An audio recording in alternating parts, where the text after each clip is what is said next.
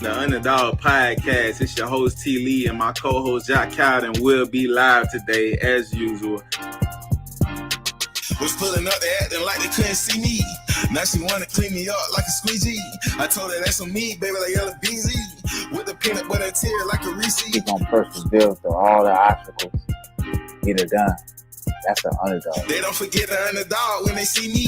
I hit them with the John Cena, they can see me. You may overlook this person, but the underdog is the one who's gonna put in the work. It's over, you know? Because you have to lose to win. Whether you think losing is a big event. Out of mind. All I'm saying, just be careful who you idolize. I'm kicking these scriptures just before the fame. Ain't no cap in my words, I go against the grain. So I always believed in, like, I took so many risks to make this thing happen. You know what I mean? I'm always working, bro. Like I said, I'm energy driven. Underdog can put you on your ass. The underdog can put you on game. The underdog can show you something that you didn't know. You can't go down. All you can do is go up. So are you gonna stay where you at, or you gonna move up? Feel the bangers. Feel the bangers. He said he's nervous. This is his first time doing it. I had 30 years, cut her ass off. If she could die, I can reread.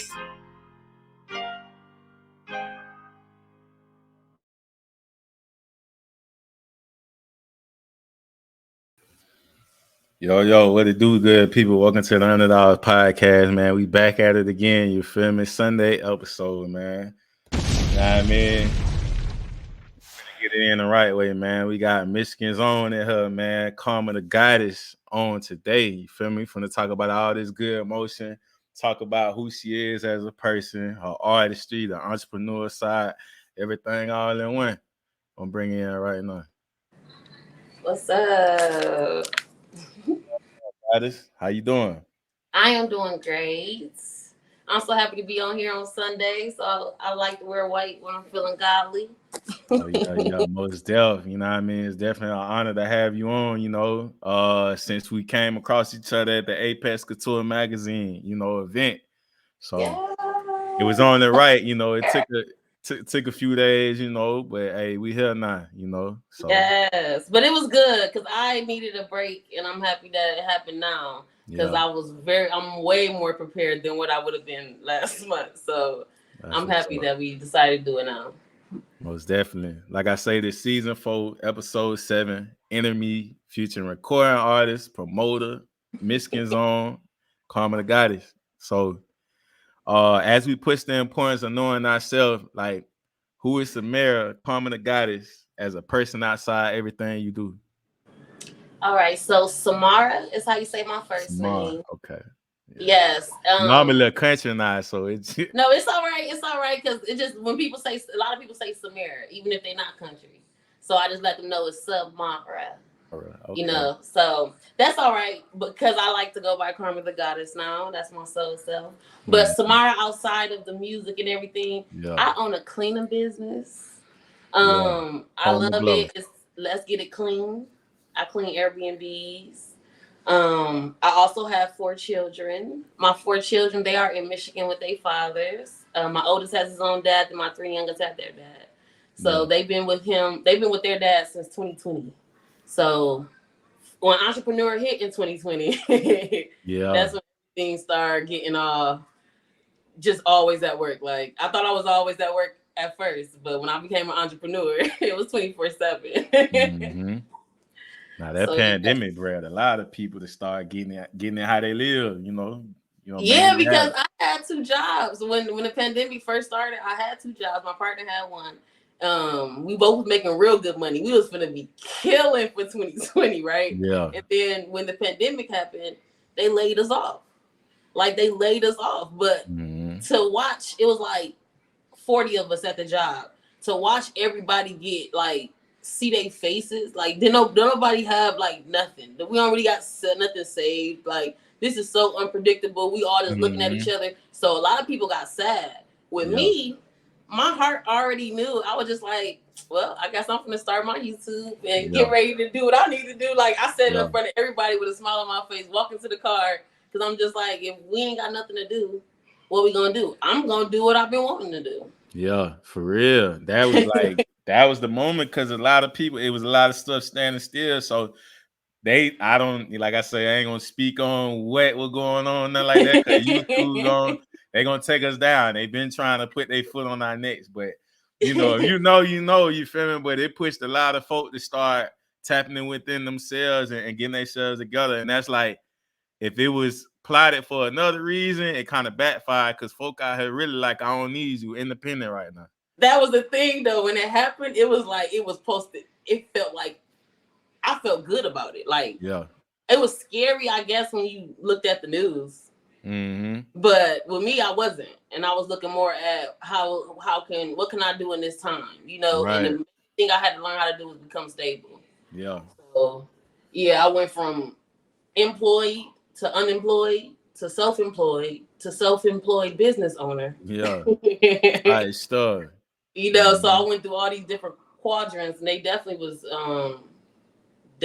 different from each other, especially the taxes, because these business taxes ain't no joke. Yeah, I heard you got to be on point when you handle business. It's still some stuff I got to learn while I'm trying to revamp my brand the right way, like, and go, you know, legit with it instead of like, man, just shoot me some here, taking cash. Like, you know, if I want to build that business credit and all that, I got to look good. My presentation got to look good from people. So yeah, exactly. Because I see, to me, I felt like all my content was just low grade. Yeah. So, like you said, you get the revamp, and it's good that you looking at it like that. Like, you know, you want to clean everything up because we go through cycles, and that whatever your last cycle was, that's when you was a hustler. The hustler that actually learned how to critique his work, that's the businessman.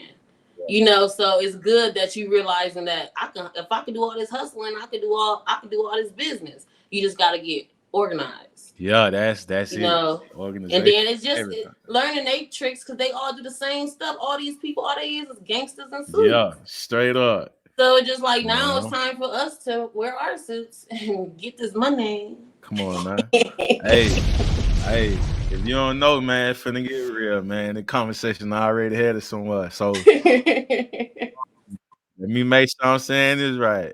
Kalamazoo. Okay. Kalamazoo. Yeah. Kalamazoo. What was it like from your perspective growing up there? Like, oh my God. And Michigan in general, because I mean, Michigan was Michigan. Michigan, a beautiful place. It got beautiful air. Yeah. Like I say air, it's because of the pine trees. Like the down here, you got pretty nice air because of the beaches and stuff. But I love the air in Michigan. But the snow is always for snow. So me having to I never got used to the snow.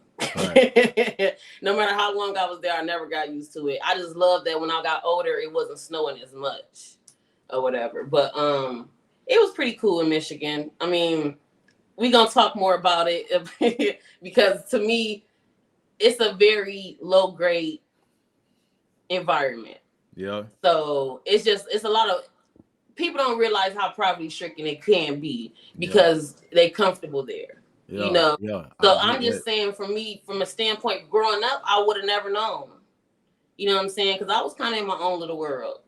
My mom, she has 7 kids. So I'm the second oldest. The second to the youngest was my brother, and all the rest of us is girls. We moved from house to house to house. And when I say house to house, it was kind of like city to city to city. So I went to 16 different schools. No, wait. Yes, 16 schools? Different schools. In Michigan or just city to city to city? From Michigan to Indiana From Michigan to Indiana, back and forth there. Okay, Indiana, the only thing I know about Indiana, I heard about is Gary, Indiana. That's the only one that popped my that's Gary, Indiana, but I when I realized how much we moved, I was surprised that I was smart. I was a really smart kid. So I was bored in school. So I always caught on to it or whatever. But my mom, whatever my mom was going through, it had us moving from here to here. And my mom, because it was a lot of us, they always try to find better opportunities. When we moved from Michigan to Indianapolis when I was a teenager, that was, to me, the best move we had because I got to get opened up to people that was part of the arts. That's where I met like my closest friends, my friends that I'm still close to that's in Atlanta. Like they they artists, like they actresses, they beautiful, you know, they just beautiful people even when we was younger. But I used to dance a lot. I was always active. with me, I feel like I don't remember it because I don't work so much. But then Right. when people remind me of what I used to do, they was like, "You always was performing. You Yeah. always was doing this. You always was doing that." And I was like, I was always getting ready for something, huh? That part. You know, and I always wanted to like work or whatever. So like I've been working since I was like 12 or whatever. Like this, I remember I used to be in Girl Scouts. I remember when it was like a candy store man in the neighborhood. All of us, we was all his little clerks when we was like young, you know. Mm-hmm. I had my first job at 17. I had my first child at 16. But after 17, I never worked less than 40 hours a week. Yeah. And here it is, 16 years later. Yeah, because it's 17 years later because my son just turned 17. Yeah. Yeah, my oldest is 17, my youngest is 7. Okay, then, yeah, for real. It sound like when you sit there and think about it, sound like a long time, but it really ain't. Them years go by quick. Because and that's the thing, they go by so fast. Yeah. I get time is going faster than we did not even expect it. Because even with my kids, like when I see how they growing, like how fast they're growing, yeah, I just can't believe it. Like I can't believe it. When people see me with my kids, they can't believe I have kids. But I used to be in the house. I used to be in a house and go to work. So when I had my kids, it's like I went missing when I had my kids. Yeah. Or whatever, because it was just house and work. Everybody knew me because I used to be at work. I should have sent you this video when I worked at McDonald's. Yeah. My last altercation. No. But I worked at McDonald's for 9 years. And yeah, that last year, it just was different. It was something I wish I would have never went back to. Yeah. But I was just trying to get a reset of my life at that time. And yeah, it just was crazy. But I'll send a video to you after this. Yeah, for real. So, all right, so when you speak of that part of Michigan, like, is that close to any, like, near to, like, any major areas? And, like, so a lot of people, what the atmosphere like in, is it diversity? It's a mixture of, like, to me, Detroit and Chicago. Like, it's definitely, like, when I say mixture, because everybody, that's where they migrate from. They come from Chicago and Detroit. Like, everybody loves going. Yeah. Like, a lot of people moved from Chicago and started in Kalamazoo. So a lot of people, it's a lot of, like, now it's a lot of people because, like, all the people that was there that migrated even had kids, and everybody keep having kids. So it's like the hood. Like, you're gonna see when I make me a video up there or whatever. Yeah. Because it's definitely, to me, it's not like what I see here or whatever. Yeah. Like, it's not like I see nowhere. Yeah. But it's like it's a hood, but it's not. It's a hood, and it's a small city. Yeah, that's what I was just about to say. Is it like when you can walk from the east side to the south side to the west side to the north side? It only takes 20 minutes to drive from one side to the next. I was just about to say that, like, is it a small, intimate city where, like, everybody really know each other? Man, we not even finna talk about how everybody know each other. Yeah. Everybody know everybody. Yeah. And it's crazy. So I'll tell you about my mama's side. Yeah. So my dad, he died when I was right before my 7th birthday. Yeah. So when I was 6 years old, he got shot and killed. And I got 14 brothers and 2 sisters. And I didn't never really get to, I'm getting to know them more now. And we all knew of each other and stuff, but it just was always mixed energies because we never really got together and became a family. But this is the thing. Everybody got all these kids. Like when I tell you my brother, that was your pop side alone, 14? 14. Oh, your pops were popular. My mama got 7, he got 14. Yeah. My mom and my dad only had me. So they don't got no other kids together or whatever. So and then with my father dying when I was young, I never got to know him. And nobody really tried to get to know me or whatever. Yeah. So that is kind of why, not kind of why, but that's kind of how I guess I started being on my own too, because I needed a father figure. Yeah. And my father that was there, he was a great father, but because of some of the things that was going on in the home, he couldn't be the father that I needed him to be for me. Yeah, I feel so. Because I had a lack of that, I looked for, I guess, a father and a man. Yeah. So that's when I went off and blue, and then these kids started popping out and this and that. And really, I didn't even start maturing until I turned 28. Yeah. So I'm 33 now. So just like to realize that my growth was stunted because I was raising my children. Yeah. People don't realize when you have children, you stop growing almost because you focus on their growth, especially when you're actually focused on their growth. Yeah. So like with me, I had my first child at 16. So guess what? My mind had been at the age 16 all the way up until I allowed my children to go be with their fathers. Yeah.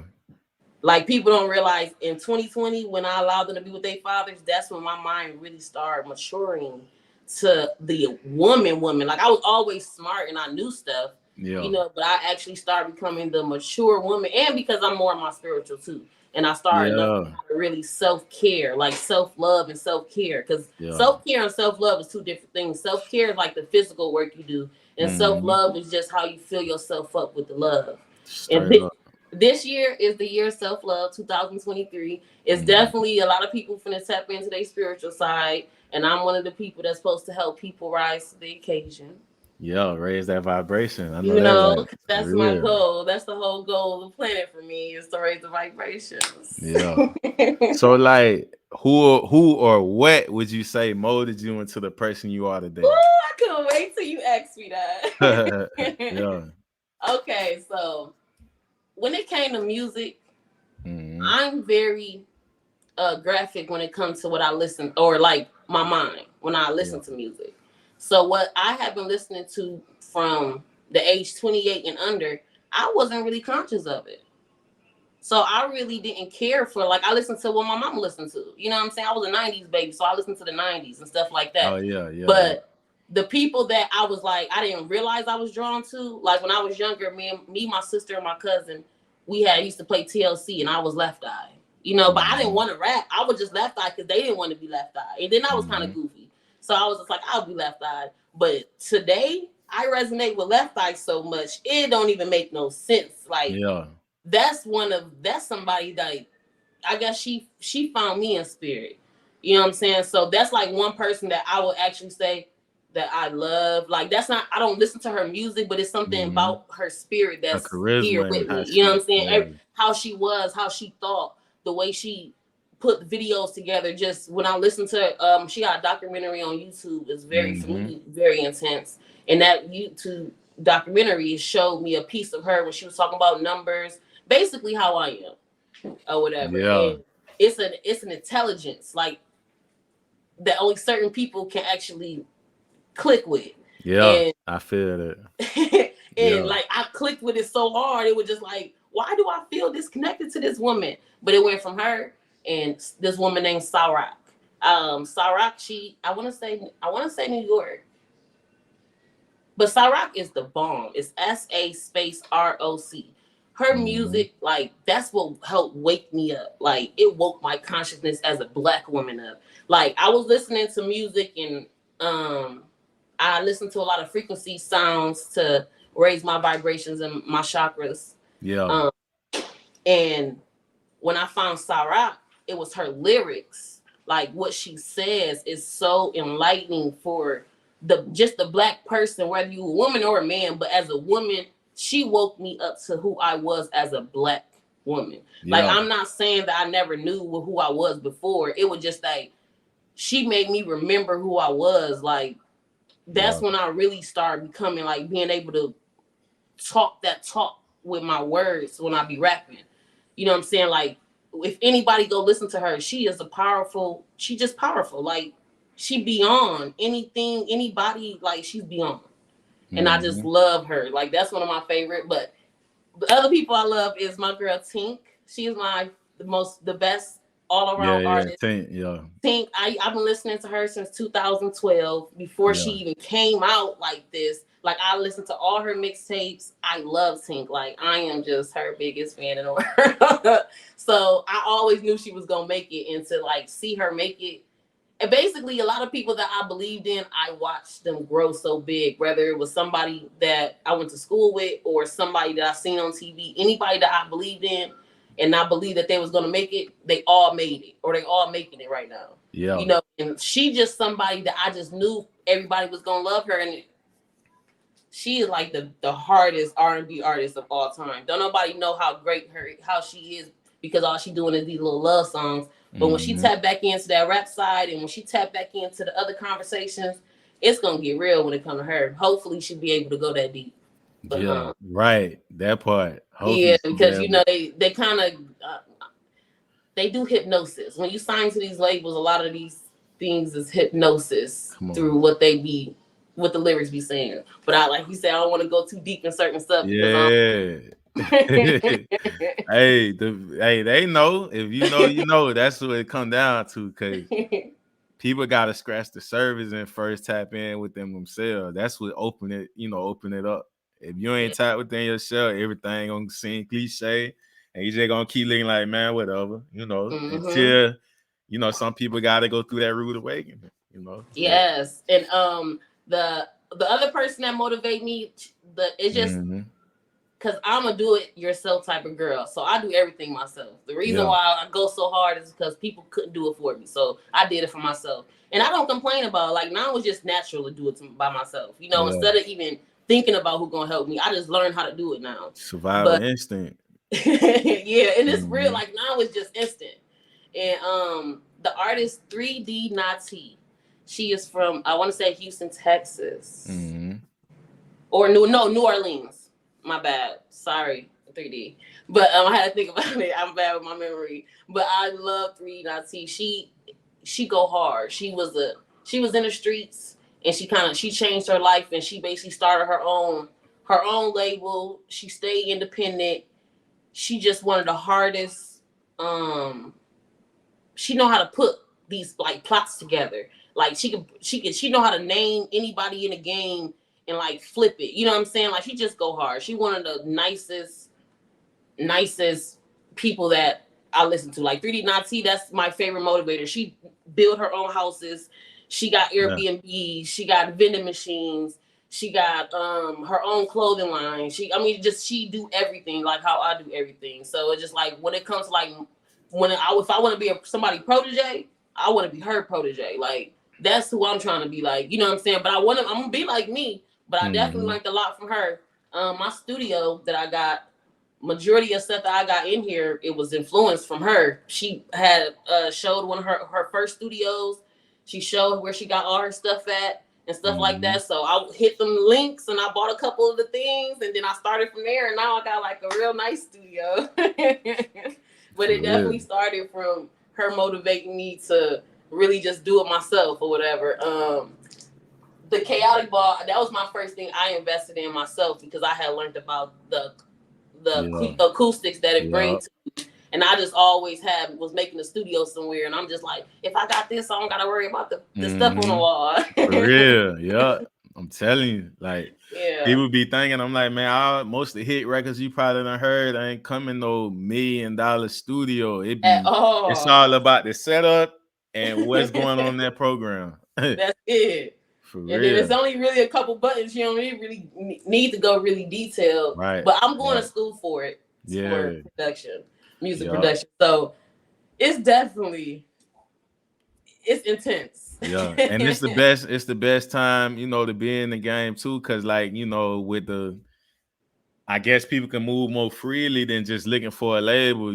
Everybody can do their own thing. Like where it's like at one point, they're gonna sit at the table and the folk and have a conversation. But for the most part, it's gonna be too many of us doing it. Yeah, it's gonna be too many of us doing it to the point that they can't control all our money. When all of us is doing it the way we, that's why my company, Let's Get It Productions, is for independent artists. Okay, like it help you show you how to invest in yourself, and then we promote ourselves any way we need to, and it's showing people how to invest in themselves. And that's the thing, all these label stuff. No, I'm gonna show you how to make your own contracts. It's easy. You know what I'm saying? Like instead of them just making contracts and you sign over, you can make your own contracts and have them ready for them.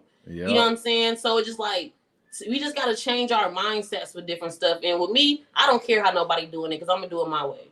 And my way is the way that ain't been done yet. So if I look at it their way, then I'm gonna get stuck in they. Stuff. And I don't want that. I'm going to school, but guess what? They don't realize I already got my own label. You know what I'm saying? I already been recording my music. I've been doing this. I've been doing different stuff that's gonna help me with my music. Cause I always, for some reason, believed in my music. Cause I watched my songs started in 2020. They started coming to like real life.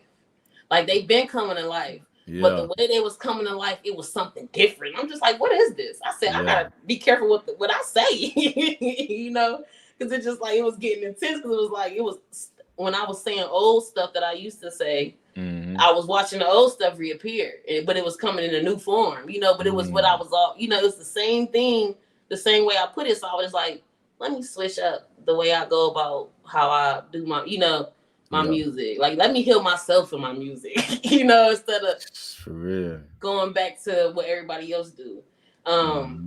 Back to your question real quick. I was gonna say, man, you can't let them people, when you speak of how the industry and all, you can't let them make you walk in the single file line.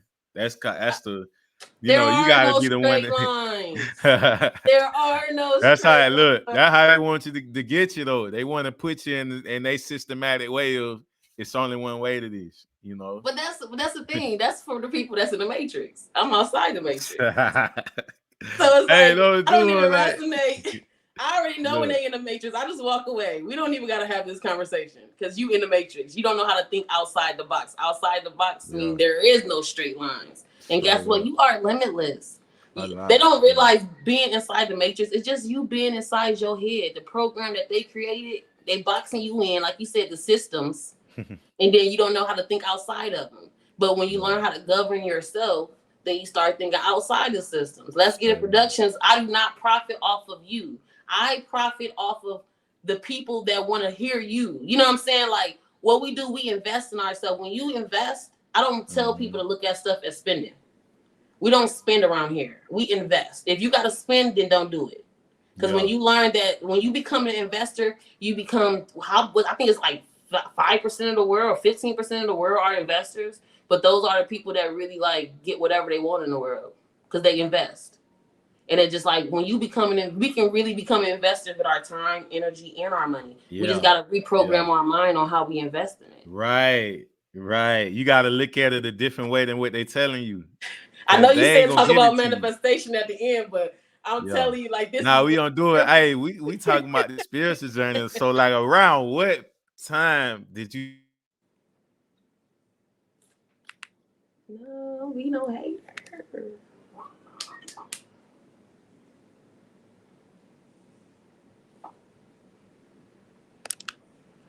No. Okay. Let me see. Yeah, man. Over here, man. Episode of KarmaThaGoddess. You did what I'm saying? All right, she back. Yeah. We here. I just know I gotta refresh. It's all good. The wind is blowing really hard here because it's like that here too. But I want to say so let's talk about the spiritual journey. Like around what point in time did you start to work on self and start to see everything for what it is? Because when you no, don't do this to me. It's the best part. Yeah, I'm here. Okay. I'm over here. Yeah. Nah, I say once you put them lenses on, you can't take them off. Okay, so let me tell you. I think these folks trying to, because it's getting like that. It's too much energy going on. They always trying to mess up the frequency. Real talk. That's why I'm trying to stay balanced. Oh yeah, we here. State. Yeah, we here. They can't stop, man. Oh no, I got the crystals out and everything now, so we finna tune this right on up. Don't even trip. We're not even finna have these problems. Mm-hmm. So, back in 2015, I was pregnant with my 4th child. Yeah.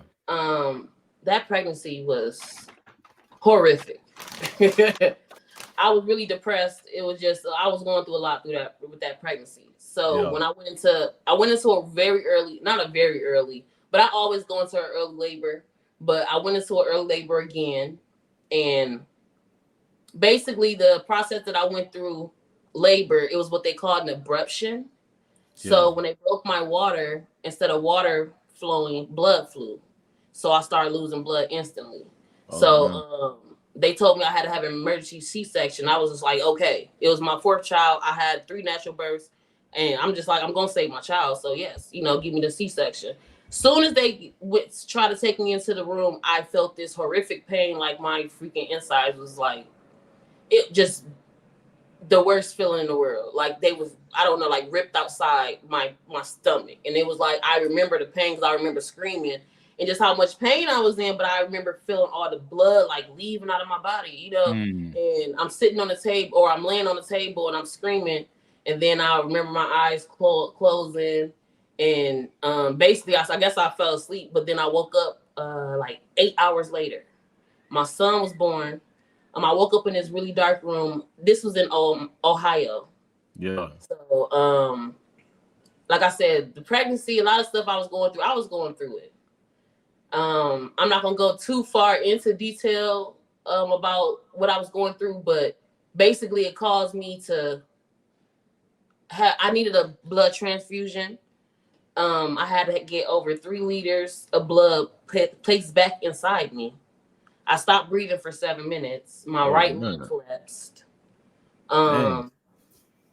Yeah, so when I woke up out that sleep, it was like 8-10 hours later. And basically I didn't know where I was at, what was going on. My child wasn't in the room was dark.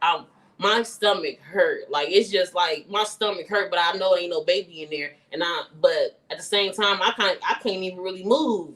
And I'm just like, what the fuck going on? Right. Somebody came in there and gave me some pictures, and I'm like, what is this? Like, I don't want to see pictures. I want to see my child. Right. So basically, I ended up going to see my child. He was fine, but I wasn't doing good or whatever. Like, I had to really recover. I had to stay there like an extra week. But basically, what happened was I had a near-death experience. I stopped breathing for 7 minutes, but I guess they brought me back to life, and I had to rehabilitate my right lung to breathe like that first week after the case. And I don't know why, but I smoked cigarettes super heavy while I was pregnant because of the stress I was going through. Yeah. And even after that, I was still going through stress because I kind of went to a deeper depression after a postpartum depression. Yeah. But basically, I still was smoking cigarettes or whatever, which was never really good for my lungs. But I started on that journey because when I passed or whatever, near-death experience, woke back up. Yeah. The feelings I was feeling towards the people that was around me, they had like I didn't care about them no more. Like I needed to get up and leave and go where I needed to go. So I went back to Michigan with my children to move my mom to start all over. Like I left my kids where we was at, and I just did it on my own. I went from working all day, 40 hours, well, way past 40 hours, but like 80 hours a week, mom, to being a full-time mom at home with 4 kids with no help or whatever. And that reset for me, it did something to me because it was just like, what am I finna do? You know what I'm saying? Like, first off, I was already a young mother, so I dropped out of school. You know what I'm saying? Like, all I did was work at McDonald's. Like, how am I gonna support my kids with just me? Right. So that's really what made me start going towards the mindset of how can I better myself? You know what I'm saying? So when I was going through this depression, I had one friend, and that one friend, he passed away now, but I didn't used to really smile. Even though I worked at McDonald's and everything, I used to like mean mug at people. I don't know why, but I never used to really smile.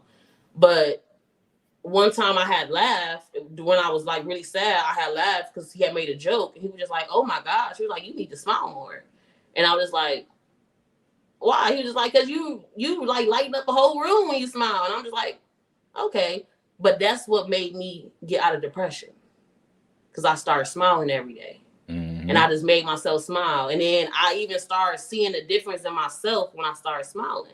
And it was just like, that was like the beginning of me wanting to be like positive. Like, I don't know, me wanting to do right. And I seen the difference that I made in other people when I smiled at them. And it was just like, I want to be good. You know what I'm saying? Not saying I was bad before, but it was just like, now I want to be, it's like I started going towards something. Start feeling that energy. It made you feel good. Yeah. And that energy, because I wasn't healed. When you are not healed, when you go from one toxic situation to the next, basically, if you don't heal in between those sections, you just attract where you still hurt at. Yeah. So because I didn't know how to heal, I attracted another situation that was worse than I ever been through or whatever. And even though it was 90 days, it felt like 90 years. And once I got out of that situation, that's what made me move to Florida, from Michigan to Florida. Basically, my kids for the summertime, they had already went to Florida to visit, and they really loved Florida. So they kept asking me, "Can we go visit Florida?" I mean, every day from the beginning of the school year all the way to spring break, can we go visit Florida? Yeah. And so we finally went for that spring break. And when I went and I got off that plane, I just knew I wasn't ever going back. Like, why would I go back to a place that's not helping me? Like, I tried it. I was filling out jobs. I had got into a program, all these different things as a single mom, because I had ended up going. I was in a homeless shelter in Michigan, and when I went through that, I had ended up doing the right things. Had got a job and everything. Made enough money that they told me I needed to make. Right. And they were basically going to help me with my rent. So like my youngest was 18. So I'm like, yeah, this is the program I need. So I end up finding a house, moving in after 2 months. And I was doing everything right. I was paying exactly how much they needed me to pay. I was paying all my utilities like I was supposed to. I was getting stuff from my house without, bothering people. I was basically like doing the right thing. And going to work, dropping my kids off to the babysitter, paying for, just doing all this different stuff.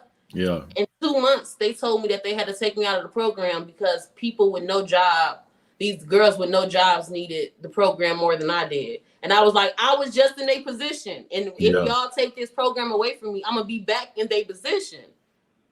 I was like, what do y'all want me to do? Like, that didn't make sense to me. That didn't make sense for them to pull me out of a program. They told me my youngest had just been born. They told me he was going to be in this program till he was 18 years old. And then in 2 months, because I'm doing the right thing in the program, they take me out of the program. After I tell them, if y'all take me out of the program, I'm going to be short $120 on my rent. And they were just like, but right now, you have enough. I'm just like, right now I have enough because y'all helping me. Like, if y'all, but they end up taking me out of this program. I tried to look for another job. I was a really smart person, but it was just like, it wasn't really.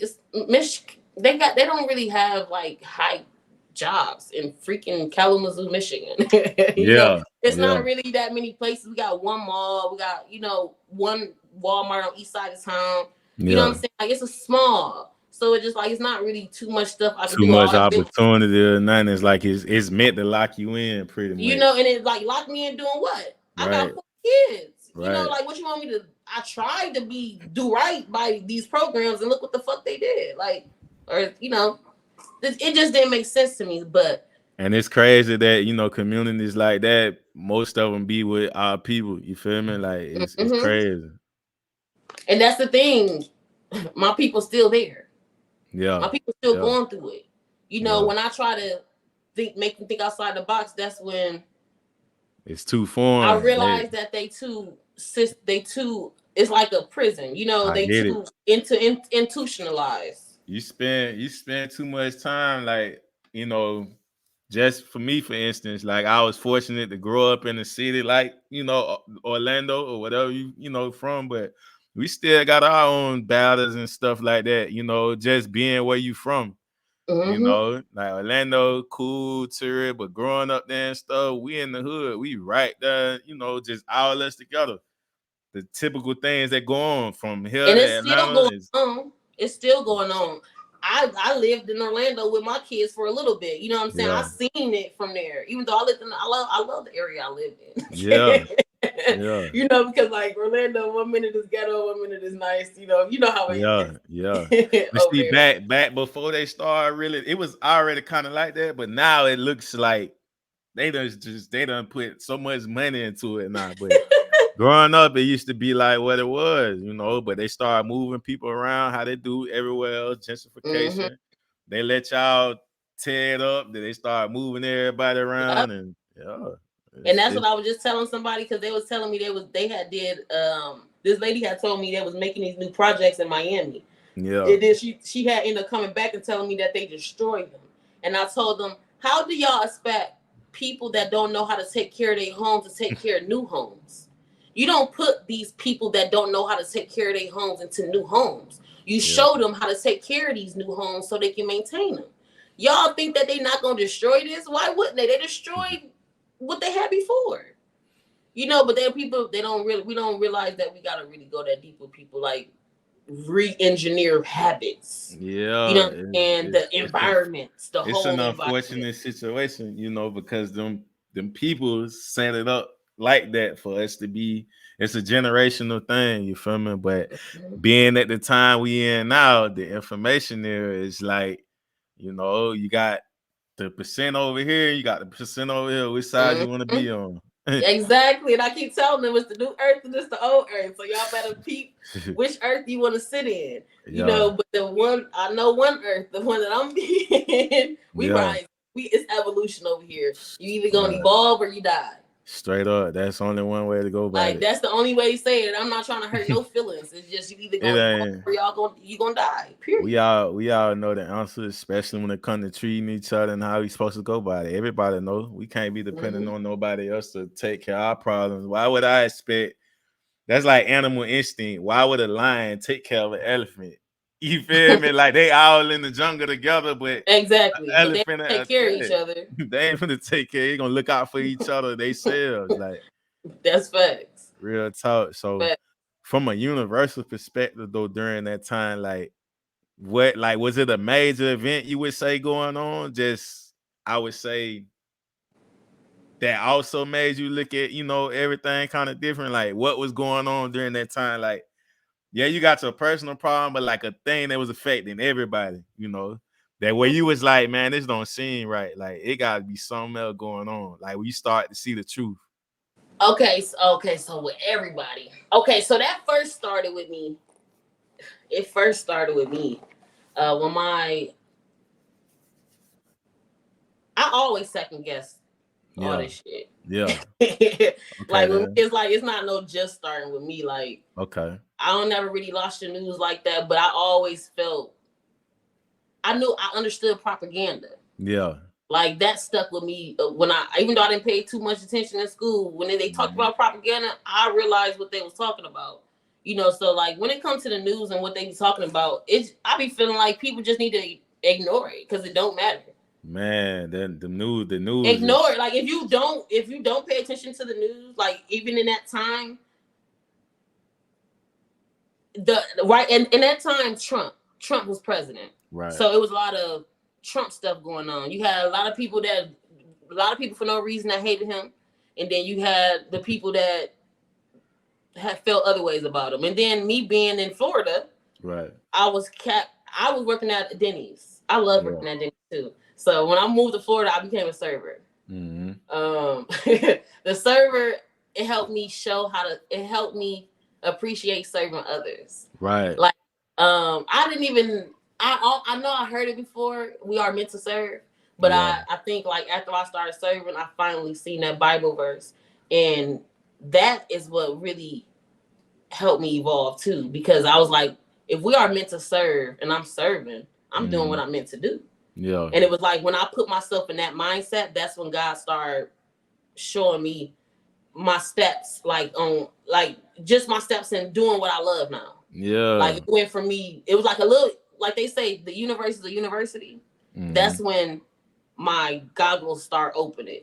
Right. Like when I'm at Denny's, everybody keep talking about Trump, and then I see different people. It's just like I start seeing the division in people. I start seeing the darkness in people. Being at Denny's at overnight, you see a lot of different things. But one thing that stuck with me was my music. Like I would be there writing at all times of nights and all times of days. Yeah. Like what I'm writing about, and that's kind of how you know what was going on, because I talked about it in my raps that I used to write or whatever, because that's how I didn't really deal with people. I don't. People think I like being outside, but I don't. Yeah, I kind of understand that in a way too, because it's like of course I'd be, you know, an outgoing person and stuff like that when it's time, but for the most part I spend a lot of time with myself too. I'm introverted, but I'm extroverted too at the same time. Because when you sing as a medicine, I'm extroverted, but then it's like it gotta be a reason though. I'm just not gonna be just it gotta Well, that's be, you because know, you protected your energy. yeah. I We don't felt realize the energy. Yeah. Yeah, we don't realize we protecting our energy Yeah, that's when we really what it is. Yeah, that's really what it is. Cause like I say, far as when it come to my people, that's how my perspective is now. It's coming to our people, the youth, kids out there, like whatever going on that's contributing in a way of when you say serving, it's like what can I do to make other people's lives easier, better than, you know, in a way.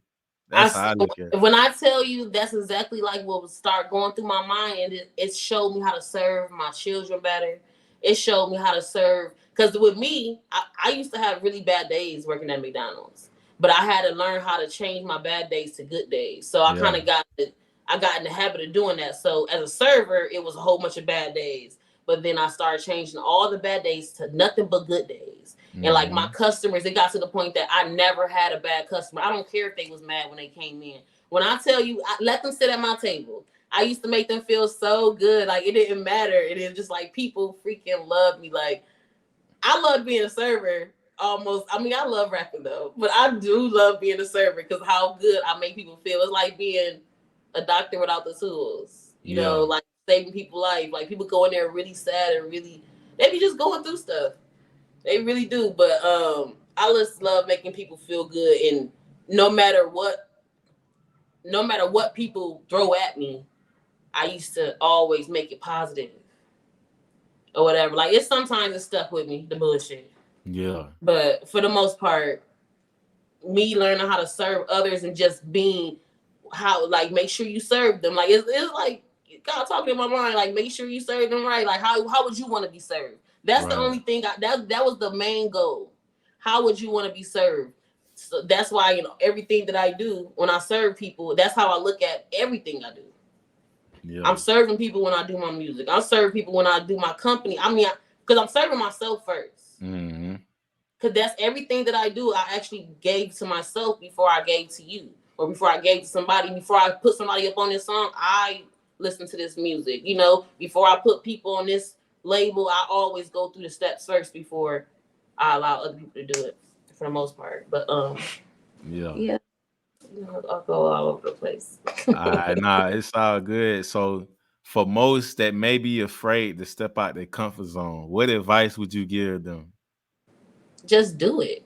Fear is false expectations of our reality. That's what fear is.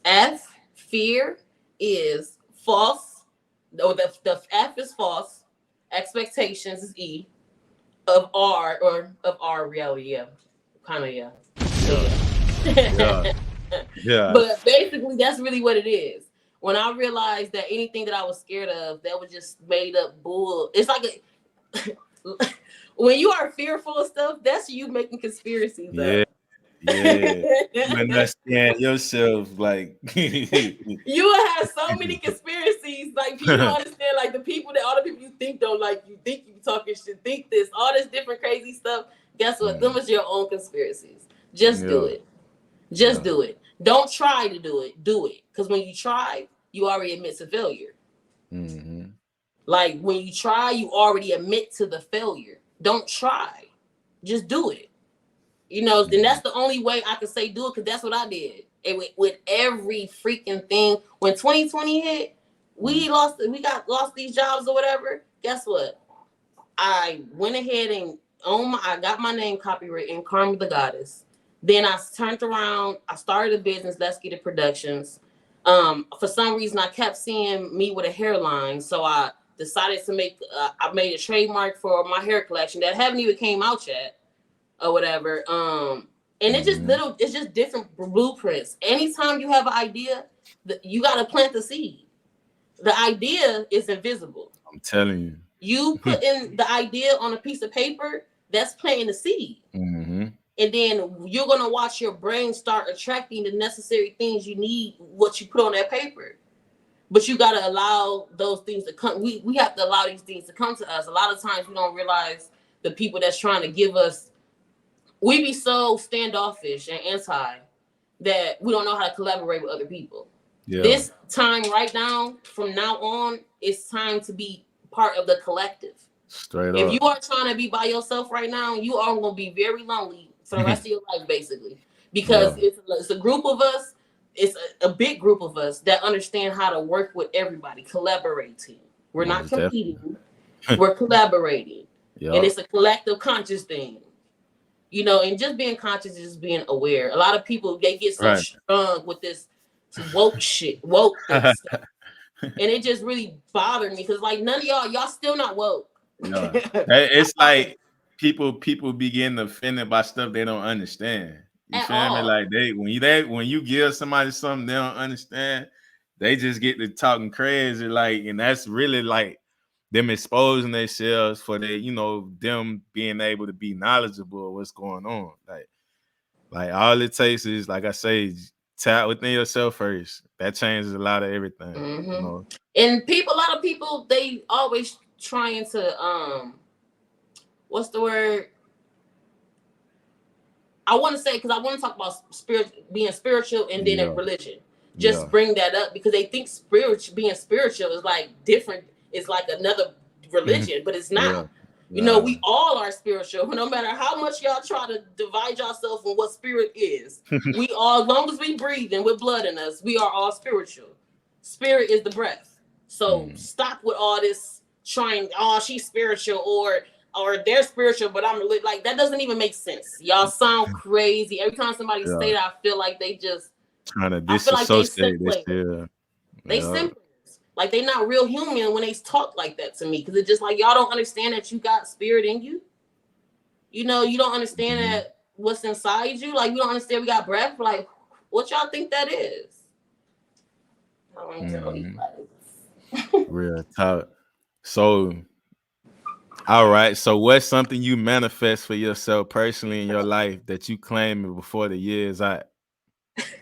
Right now? Oh my gosh. Yeah, before this year, what's something you just claiming already? Like it's up. Like either you working on it right now to go in the next year with too. Because a lot of folk, I always say this, they wait until 11:59 with 27 seconds left to say they finna do something or change and do all that. Like before the next year come in, I ain't gonna say new. See, that ain't how I do it no more. Okay, so since 2020, I started writing goals down back in 2018. Mm-hmm. I've been checking off these goals ever since. So it's like I don't really wait to no end of no year. It's just wait to happen. I'm surpassed my goals right now. Mm-hmm. So it's like it ain't nothing that I'm really. I guess I just want more stability, but that's just gonna come time. And I definitely would love discipline. Like, God, if I could have one thing in this world, discipline, because I learned discipline at the end of all this. Like, I just started really learning but it's all right because I'm there now. So this is where I'm gonna take off at. Like, I already know it because this is the cheat code. The consistency is the cheat code. Everybody. When I realized that, that's why I've been hard on myself for the past year because I've been focused on discipline. But it's okay because 2019 was that's the year when I feel like I started awakening because I started seeing my numbers. Mm-hmm. That's just a sign of my awakening. 2020, it was a sign. It was when I learned how to work with others, like actually cooperate with the collective. Because I used to be in my ego. I didn't know I was, but I learned that I was, and I had a million ego deaths since 2020. 2021 and 2022, I had to learn about being humble or whatever, just different forms of being humble and what it really means, like in all the forms, and independence. A lot of people want to be independent, but we need to change the dynamic on that real quick because the more they keep trying to make us independent, the more we are going to be separate. Yeah, like we don't need each other. That's not true at all. That's the thing. We all need feel. Everybody else working together but us. I'm telling you, we got so many. Everybody knows the answers. That's the thing, because that's the system. But when we realize none of us know shit and just start listening to what everything that's going on, observing, then that's when we all start really seeing how to work together. Yeah. But yeah, humble, discipline. Like I said, I've been working on that for 2 years. Well, it's going into my 2nd year, but I know by the end of this year I should be a pro. Yeah. But it's discipline in all type of areas. Like when I learn one thing, I'm learning it in so many different areas of my life or whatever. So I'll be learning stuff in my work and my personal. I started school back in August. I really failed at my discipline on school last month or this month. But it was just like I was so busy, and it was just like I didn't even know how to juggle. I didn't even know what I was getting myself into. And so my body just had stopped and made me rest. Because that's what I needed. But I'll be on overload because I go from here to here to there. All right, so let's dive into Karma the Goddess, you know, the artist. So when did it start to become a passion, you know, for you to pursue being an artist? Okay, so I've been doing poetry since I was a kid. Mm-hmm. When I started getting mad about stuff, that's when I kind of started, because a rapper is just an angry poet. So that's when I became a rapper, when I started getting mad and I wanted to start talking stuff. So that was like when I was 17. But between 17 all the way up to 27, all the way up to 26, I was Mara Loke. So Samara is my name. So my name was Mara Loke. That was my rap name. Yeah. But I kind of just talked about anything. I didn't really talk about my life. I just talked about a made up life, imaginary life. Right. Whatever. But after the experience with my son and me coming back, it was like I couldn't talk. I didn't even remember none of those songs no more. Or whatever. It was like I started a whole different, I didn't want to be connected to none of that person no more. Like I became, instead of her, I started speaking things into existence about people that was around me and to myself, like instantly. Like I would say, this is gonna happen, and it would happen. Yeah. And my cousin one of my friends, they were just like, "What's going on?" I was like, "I don't know," but I kind of had that ability my whole life, but I didn't really. I just me being so angry, I'm watching it happen so fast, and I didn't know that power of what being angry or being super happy can do when you saying certain things. Yeah. But basically my mom always said what goes around comes around. So that's when I came up with Karma, because what I was saying kept coming back. And then she used to always say that, and it just stuck in my head. I wasn't the goddess yet. When I moved here in 2016, that's when I was Karma. But then when I started learning how to be a better woman, learning how to serve, learning how to take better care of my kids, it was just so beautiful the way that I would just watching myself, you know, when I think about the different things that I was learning. I was teaching myself because I wanted to just do better for the kids. Right. But I started learning like how to eat better. But this is just me like I was reading about it, but I wasn't really doing it yet. And then I always wanted to work out, but I never could be consistent at it. But I kept trying. Like, it don't matter if I didn't do it every day like I wanted to. At this point in my life, I started trying to work out like a little bit at least every other week, at least 2-3 times a month, you know, and that's better than nothing. For real. But on top of that, I started thinking about different ways on like how to be more flexible. And then I had got what they call it. It's this yoga swing. And I love the yoga swing. Like the whole, it's for anybody that got back problems, anybody that just not flexible. It's just it's a swing, basically do yoga positions on a swing. And basically when I was on it, it opened up it stretched my spine. And I guess when it did that, I started becoming enlightening. I didn't know what was happening, but I know that after this swing, that's when I started like really becoming enlightening. Like that's when it was like I started having like this connection with like everything in Florida. Like I don't know, it was just real. It just got stronger and stronger after this. But that's when I started just learning different stuff. the stuff I was growing up, what I didn't really know, I just started learning. It just went on an overload. So all this knowledge that I'm learning, and just learning how to decipher what's for me and what's not for me. And I was shown the truth about the music industry, like stuff that I really wanted to do. God started really showing me the truth of everything that I wanted to do. You know, we say we want to do certain things, but when those opportunities come, we don't even realize it all the time. And it's just a lot of different things that I said I wanted to do, but then when those opportunities came, I'm just like, I don't really want to do this, you know. And that's what God was sending me through when it comes to my entrepreneurship. Everything that I was doing because I seen other people doing it, and because I seen them making money from it. But at the same time, it wasn't for me.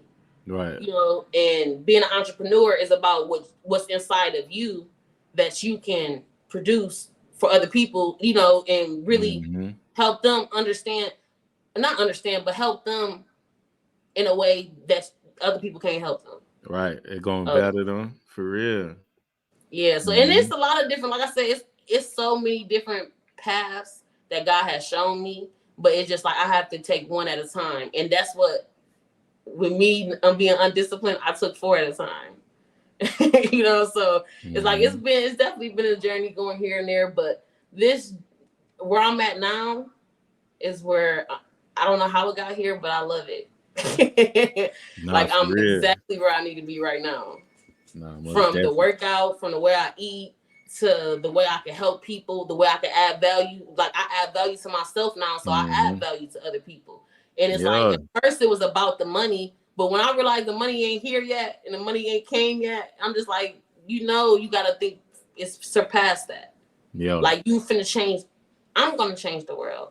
Like it's gonna be some big changes in the future, you know. So with me knowing who I am and what I have to do, I just try to just stay focused.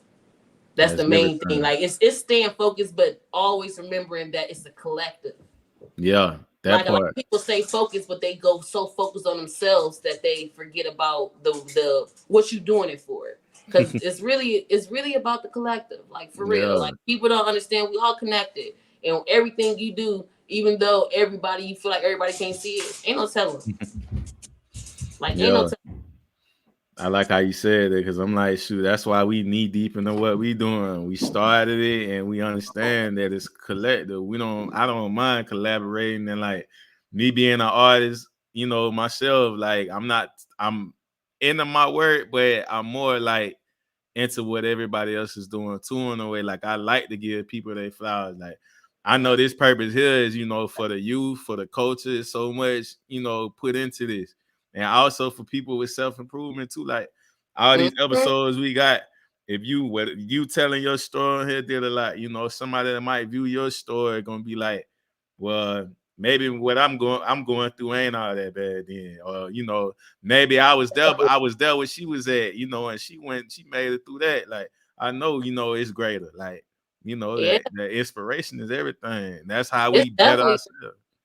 When I was pregnant with my 4th child, I went homeless and everything. I was in my car then, but when you talk about manifesting, right then and there, I think that happened for like a week. And I was like, I can't live like this.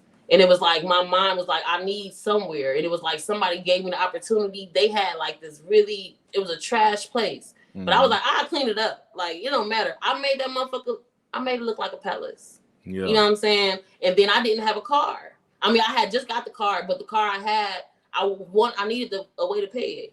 I was working at a Steak and Shake at $8.50, right? Tell me why and I'm pregnant, but I'm a hard worker, so I could be up in there all day. I've been at McDonald's for how many years as a manager and everything? Man, I went in that thing. I was like, put me in a drive-thru. I ran that like all day from the time they opened to the time they closed. That lady loved me. I love that store manager too. It was in Ohio. The store manager, she used to give me gas cards. She made sure I had food. She always made sure I took a break, but I was like, I'm fine. Yeah. Like, I'm a hard worker. Like, Yeah. I'm like a super hard worker. Like, I literally was working 80 hours a week. You know what I'm saying? Yeah. Because I was working another job and another job. You know what I'm saying? And I don't work more than that in 1 week. Because I just don't, when I need what I need it. You know what I'm saying? That's I work that hard for them. I can work this hard for myself. That part. Yeah. You know, so that's what mindset I'm in now. Like now, instead of helping somebody else get rich, I just want to help myself get there. Yeah, and it's coming though. The mind you got wrapped around, you know where you're going, and like you say, you know, you was like, well, let me start thinking about the money and think, because that stuff gonna come. Like it's already there. Like you just focus on what you're doing, love what you're doing, all this stuff gonna just organically happen. Yeah, and that's the thing about organic. That was the main thing that I was learning through this process is how to be organic. Yeah. I didn't realize what I was filled up with. I was filled up with toxic. I was so toxic. When I got here in 2016, I didn't even realize it. And then I attracted more toxic people. You know, but when I start detoxing myself and I stopped taking all this intoxication, because that's why they call it intoxication. When I stopped doing all that, you know, as much as I was doing it, that's when I started really seeing stuff for what it was, the organic way of things or whatever. Because in the beginning, like I said, in 2020, that's when I started getting all the ideas, but I was getting in the mindset because that's when I started working out. When I seen everybody sitting down in 2020, I said, I'm not finna get stuck on no couch. I said, so that's when I started working out. And then that's when it became a habit for me. So I looked at what everybody else was doing. I'm just like, I'm not finna be stuck on no couch getting fat. Because I was like, we finna be here for a minute. For real. So, you know, what does the hip hop culture mean to you? And how do you feel where it's headed right now? All right. So with hip hop culture right now, I can't turn radio off.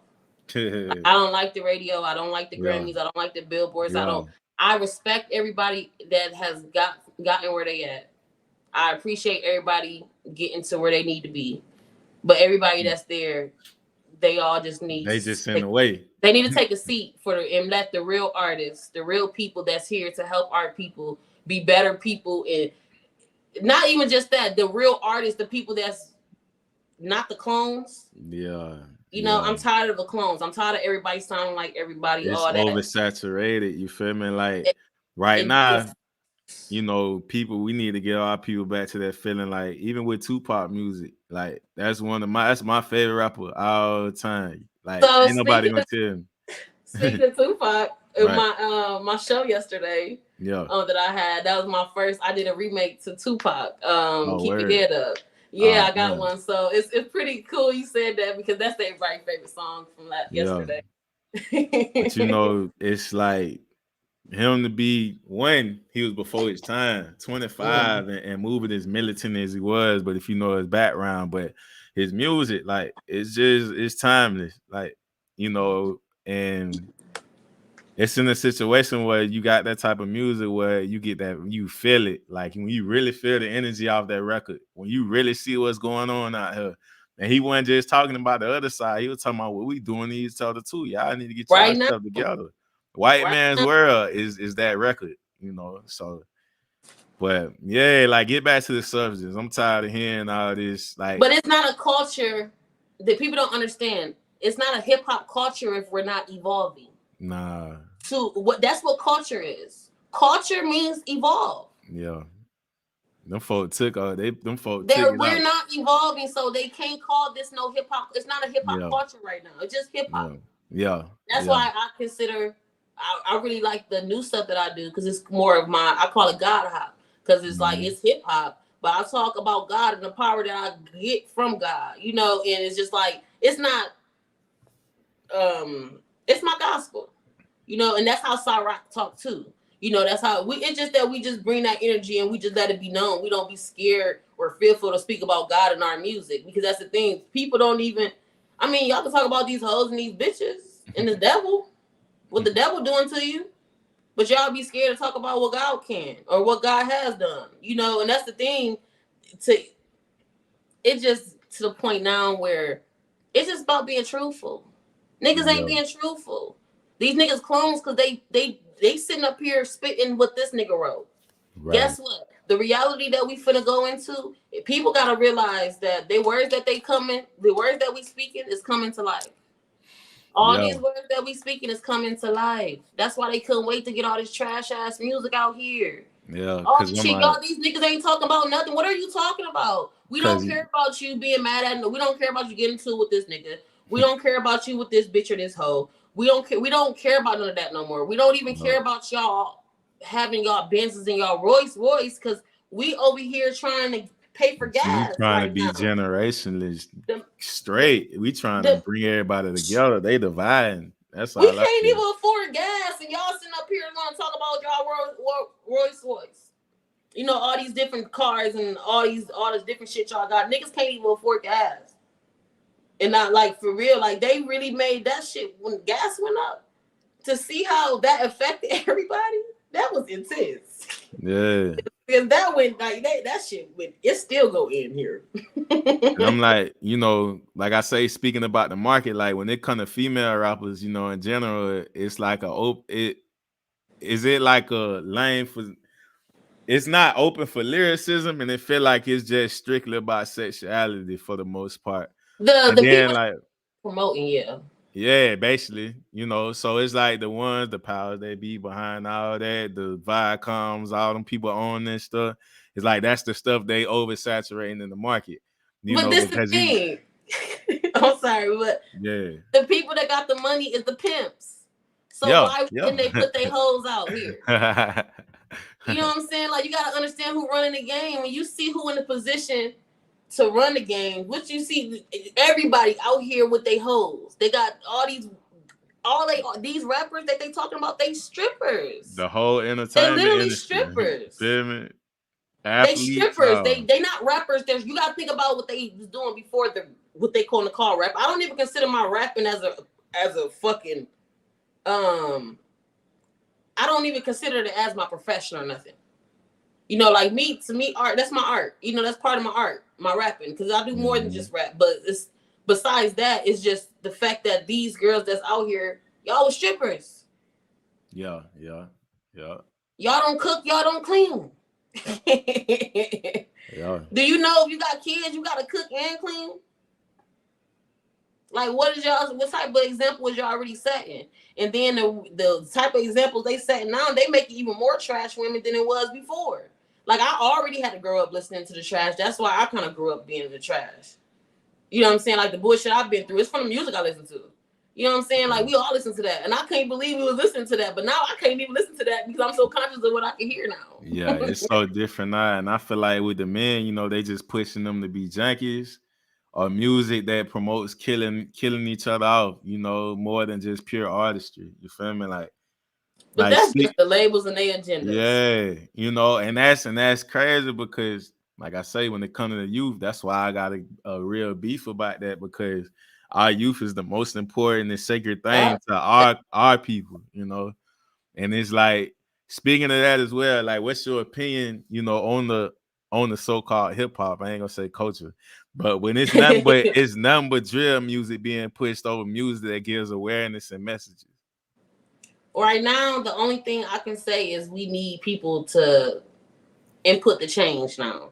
Yeah. Like, I can't really talk about what they doing because it's destroying our people even more. We already been destroying ourselves with the music. Yeah. With this stuff, all they doing is pushing the destruction even more.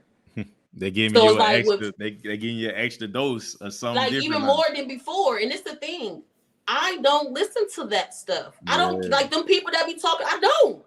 Only time I hear it is because they play it, because I changed my environment. I listen to a whole different playlist of people that's here. And people don't even realize these people are here because they only see what's being pushed. That's why I'm trying to push what I see. Oh, you know what I'm saying? Mm-hmm. The stuff that I being tapped into. Because I be like, they be talking about drill music. Like I keep telling people, drill music, I think about drilling, the dance. When we used to dance back in the day, we used to drill. You know what I'm saying? So when y'all talk about drill music, like y'all talk about killing people, right? No. How about give me a drill beat and let me put my lyrics to it? Because that's what I do. I go live. I listen to regular beats. My favorite type of beats to listen to is a drill beat. It's drill beats because of what I say to it. It's not about what they pushing, it's how they pushing it.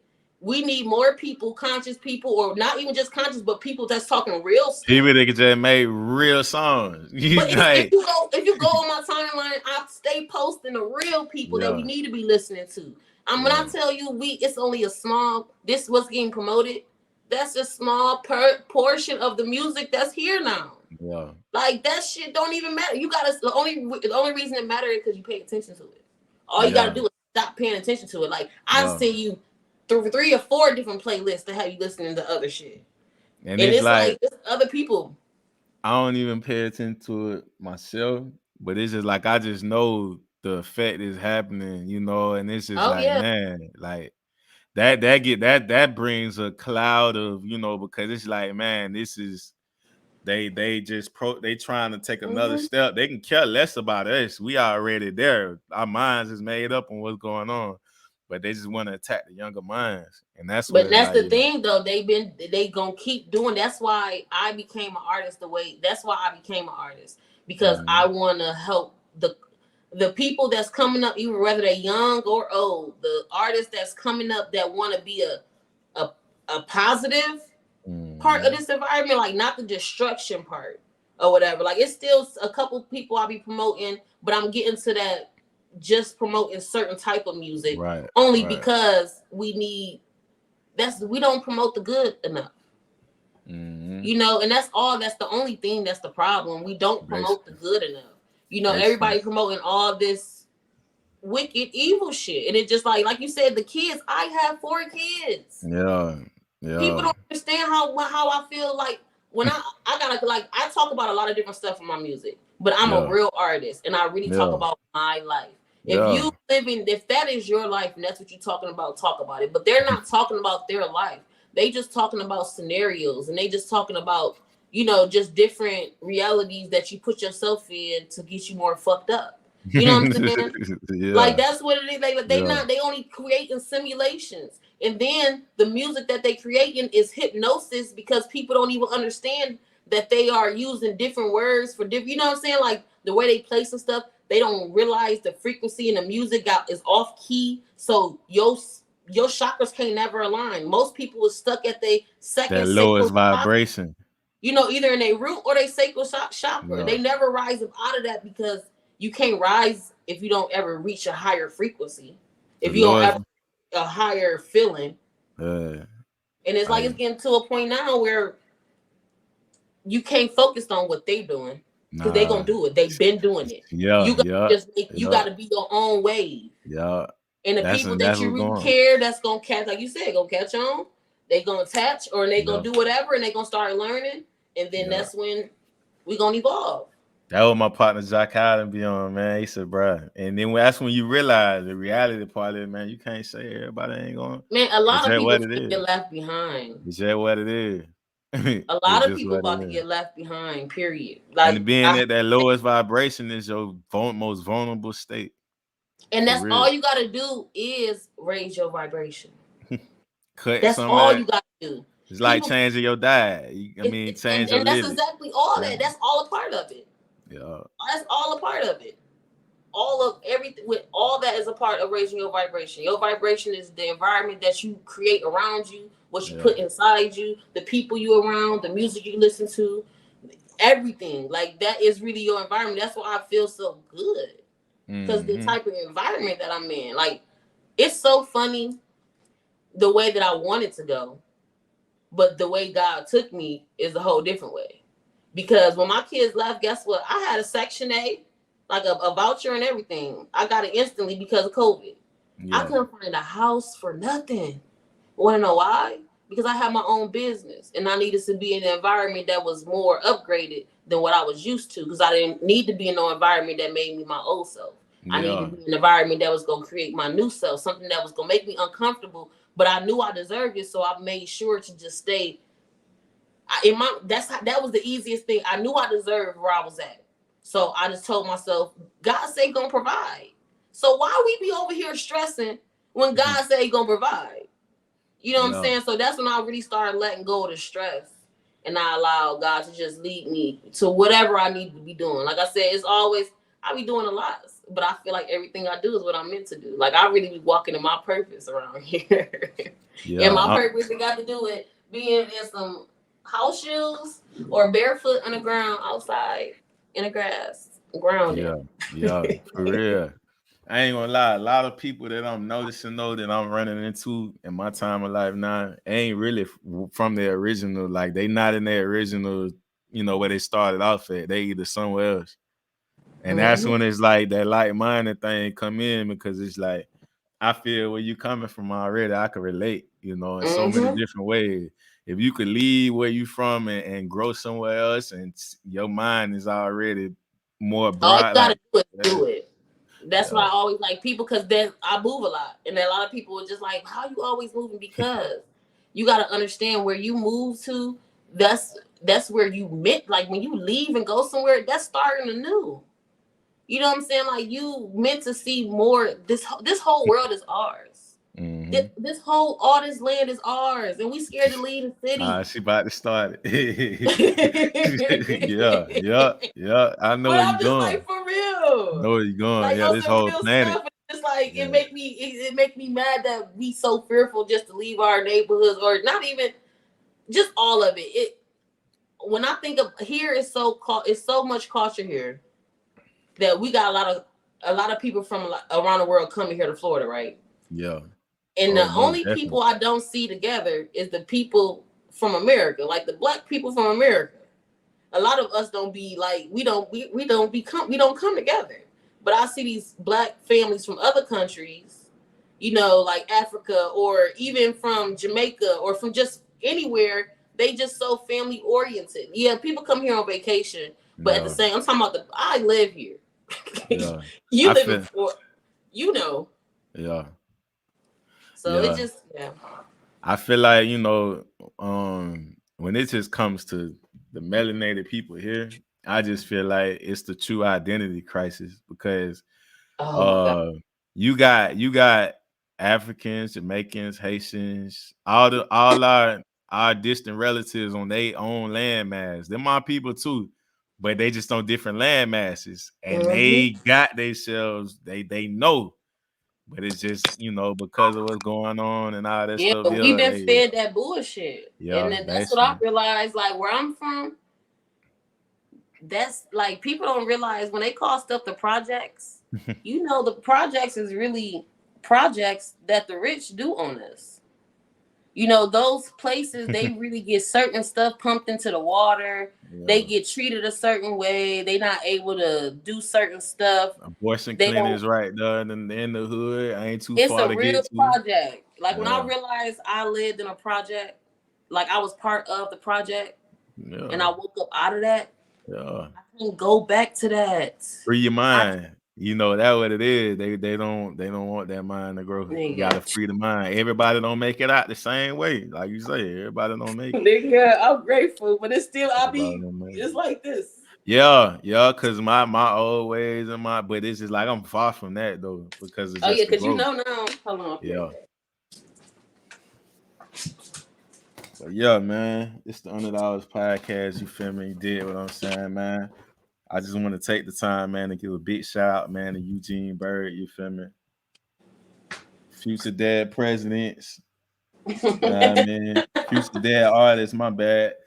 Future Gallery in Atlanta, Georgia. You feel me, man? I was just there earlier, man, supporting these black-owned artists and everything like that. Yes. It was a good little gallery, you know what I mean? Over there at the Underground in Atlanta, So most definitely. So. Wow, we still talking about the artistry though. So, do you remember the first song you recorded, and like, were you nervous in the studio? Like, do you remember a few bars from that record? Okay, so as Mara Loke, no, I don't remember my first song.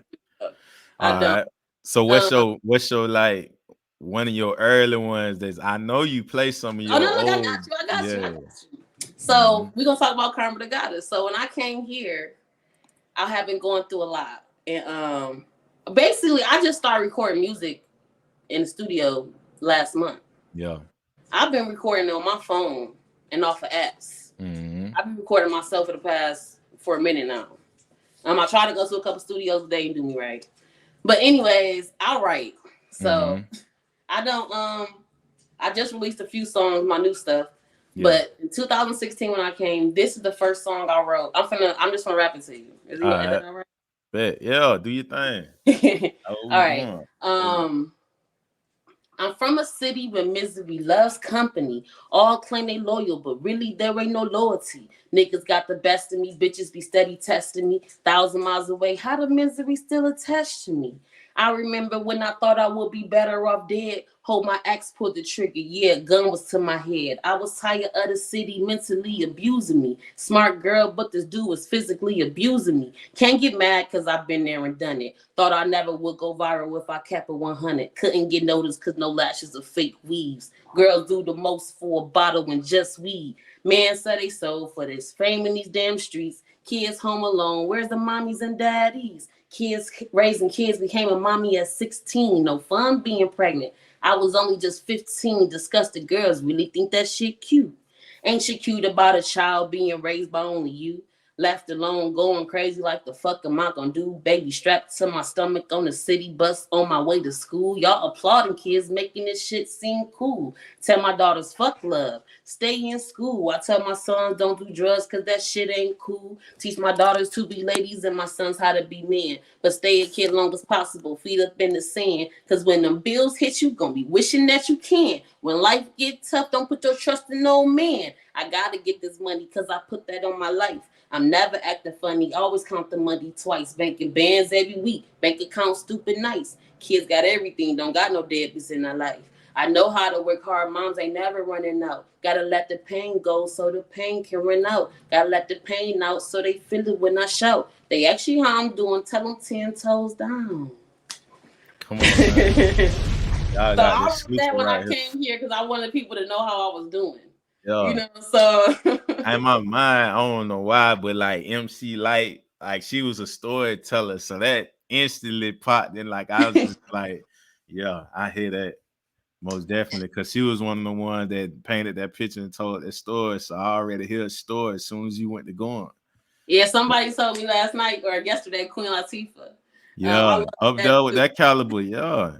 Yeah, but even when I got in the studio for the first time last month, or it was at the beginning of this month, and it was so freaking dope. I cannot wait. I gotta sing you that song. It's dope. Nah, word, for real. But I had won a feature with this artist named Mr. Indeed, and it was freaking the bomb. But basically, when I got in the studio, I didn't really know what I was gonna do, and I was really nervous, but then I fell into my flow. And everybody that was there, they were just like, you are MC.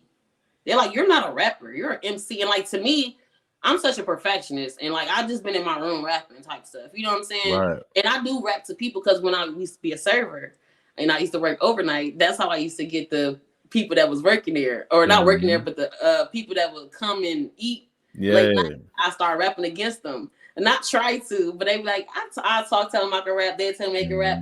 I would have to let them go first because they wouldn't go if they heard me. Yeah. And they was doing that since the beginning of me rapping or whatever. So that's where it was pretty cool at. But me getting in the studio and them calling me up, they was like, no, you're an MC.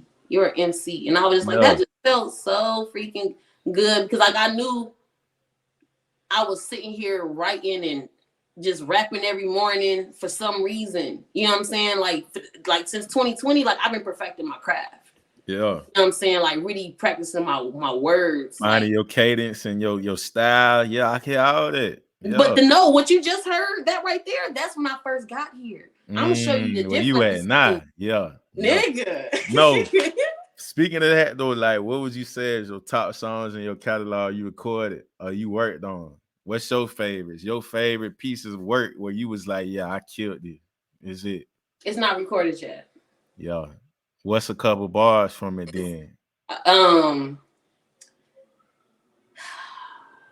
Okay, I got two. Okay then, yeah. Okay, I'm gonna do my first one because this is the one. This is one of my favorite ones because it tell my story. This is a very enlightening one for me. Okay. Or whatever. But coming with that karma, what you put out, you get back, nigga. Thinking that I'm lacking, that's a myth, not a fact, nigga. Rappers think they hard, but their erections could be much bigger. Might call these boys my girls the way that switch hit them. Balancing the masculine and feminine, that's the goal. Had to turn soft before my heart made me very cold. Thawing in the sun, I'm in love with all these light codes. Thanking God for everything that my life bestows. This art of life is the masterpiece. This is the life that I chose. See, I was dead, then I watched myself rose. That matrix had me stuck up on a never-ending road. I slipped into infinity, and there I was, lost between the bad things that I love. I'm grateful God could see me in the void. I felt terrible. There I was, ready for judgment. My actions clerical. Knew I was immortal. That's nonsense to a muggle. That state of consciousness showed me all my karmic struggles. Asked God to send me back to the third dimension, reincarnated to finish off all my soul's missions. Same body, but the mind, it felt different. Slowly let go to receive the new vision. Old people, habits, and places I couldn't balance. Pulled into a new world, mind that couldn't fathom. 7 years later, now I'm here writing letters. These notes to myself to remind me of my patterns. Psyche getting stronger, not resisting, now it's easier. Ideas coming in fast, like meteors. Side built astrology, tapped in no apology. Thanks to anthropology, comprehension I gotta see. Divine, now I'm goddessing. Sublime love, my ancient script. Neurons connect the mind to all the higher gifts. Balancing the left and the right, I'm seeing hieroglyphs. Connecting DNA by speaking to self positive. Loving all this air, thankful for all this common sense. Pay close attention, I'm dropping unknown kind of gems. Not knowing my father, the root of where my problem stems. But nobody cares about their true masculine. When it's took away from you when life would just begin, your confidence and logic will remain dormant. Easy to control a puppet with an instrument. Not easy to expose when portraying as a friend. The government to lead is thyself, not man. The government to lead is thyself, not man. But y'all don't hear me though. It's like I'm speaking in Ebonics code. Am I really meant to lead the show? I guess there's only one way to know. Come on. Yeah. That's one of my favorite freestyles. But I got a couple of those. So I got some conscious music right now. Like I talk about aliens. Yeah. Nah, yeah, most definitely. I a whole bunch of different stuff. Yeah, I feel that for real. And that's one of them more like when you spit that flow on whatever beat, it's like I'm gonna listen to the flow. I'm gonna hear the beat, but I'm the type of listener where I'm listening. Yeah, I can put the beat on and I go with the beat too, but I just wanted you to really hear the lyrics. Nah, most definitely. That's what I be listening for though. When I listen to any song, I'm listening to what they saying and what's the content. That's like, good. You conscious, you aware. That's good because that's what you really supposed to hear. Because when I write music, I'm writing it in a way where I want to get that listener to break down what I'm saying. Like I want you to listen to it. You want me to decipher it? Yeah. That's what I do. Mm-hmm. That's exactly what I do. That's why when y'all start performing at the event, that's why I was just like, okay. Like, but I already knew y'all was tapped in. But when I listen to y'all, even just the little stuff that y'all say is more substance than the other people. You know? And that's the thing, like, long as you got that, that's good. Like, y'all got it. Like, we all got it. We just gotta find the crowd of people that's for us. And that's the thing. Yeah, they out there. Because these people I listen to, we more they style. Like, we trying to be in a pool of people where we don't belong. We belong in the ocean, and we trying to fit in the pool. Yeah. It's just being original. You know, that's all it is. And, like, with me, I say a lot of stuff without saying it. That's what mine. Yeah, I be talking in code, but you could still, if you can understand what I'm saying. But it's just like I be talking in code around it rather than just saying. But that's good. Yeah, I camouflage a lot, but like I think a lot of my music is how I talk. Like I be artistic in the way my expression. Like I talk about something, it'll be a regular conversation. I talk like I'm doing music sometimes. Like I just be talking around stuff. But that's good because that's what the originality with all these artificial intelligent machines making music. You gotta be original. It's easy being original in a world full of clones. Man, that like AI is something different. They just the AI is making it easier for us originals. Cause I heard an AI with Kanye spinning somebody else's song, and I said, man, That's it. Yeah, but they only can copy what's already been done. Right. So that's what people don't realize. Like me, they can't ever be me. That's why I'm just like, I'm not worried about no fucking AI. Mm-hmm. They can't ever be me. It's certain people they can't ever be because we too original.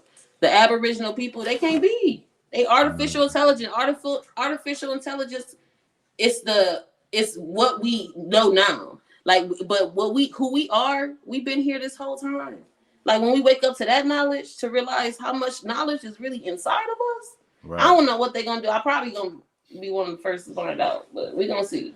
So, all right. So I noticed you participating in these ciphers too, and you freestyling. Like that's a skill not every artist possess. But like, how did you build that skill in your artistry? Cause like me myself personally, like I'm a thinker. Like I write everything down when I'm freestyling. Like I'm thinking, like when I'm freestyling, I'm thinking. So it's just like for it to flow smooth for me, I gotta have a couple shots or something. And I got a free mind. Look, I'm so happy you asked me that because look, I am the same type of artist as you. So listen, when I be in these ciphers, that shit I've been wrote. Oh, okay. I put myself in that mindset before I even got here. Yeah. And I didn't even know I was gonna be in a cipher, stuff like that. It was just like, what if I'm in this predicament? Like that's what I would start doing. Like that's how I started writing more. And that's the thing. The stuff that I talk about now, people don't realize that I want to show you the folder. Yeah. I got a folder. Yeah. Worth of stuff that my random writes. When I used to be at work, all these jobs, and I used to be at all these different jobs I used to work, I used to be just writing. Yeah. And that's really how I came to this point. So for a freestyle, it's just you freely styling what you're saying. Don't add no course, nothing. Just freely write. I don't care how many bars. Until you done talking, that's when you stop. That's how I write. Yeah. I don't gotta listen to the beat. Guess what? Everything that I write, I do it without the beat before I even get beats. Like I change my beat all day, every day.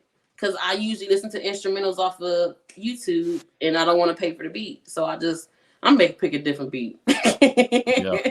Or I find a non-for-profit beat or a beat for profit, something like that, if I really want to record it. But it's basically just my freestyling work that's what I practice.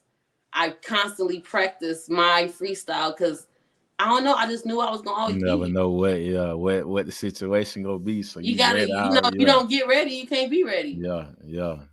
Nah, I feel that. So also, let's talk about Queen Air too. You said that's your manager, right? That is my manager. Yeah. So let's talk about y'all relationship. How did that come about? Okay, so back in 2020, we both was doing vendors. I had started my boutique with my product, and then she used to do treats. So Ari with the treats. And when we first went to our first event and we introduced ourselves, we just connected.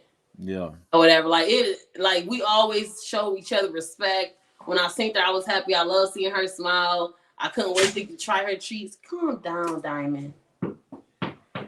I couldn't wait for her. I couldn't wait to try her treats because she always had the best ones.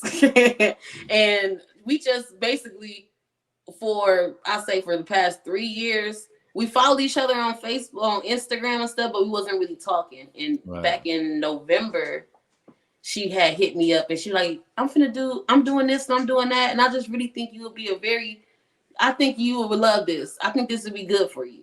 Right. And I didn't put my music to the side. I just had started school. I got the cleaning business.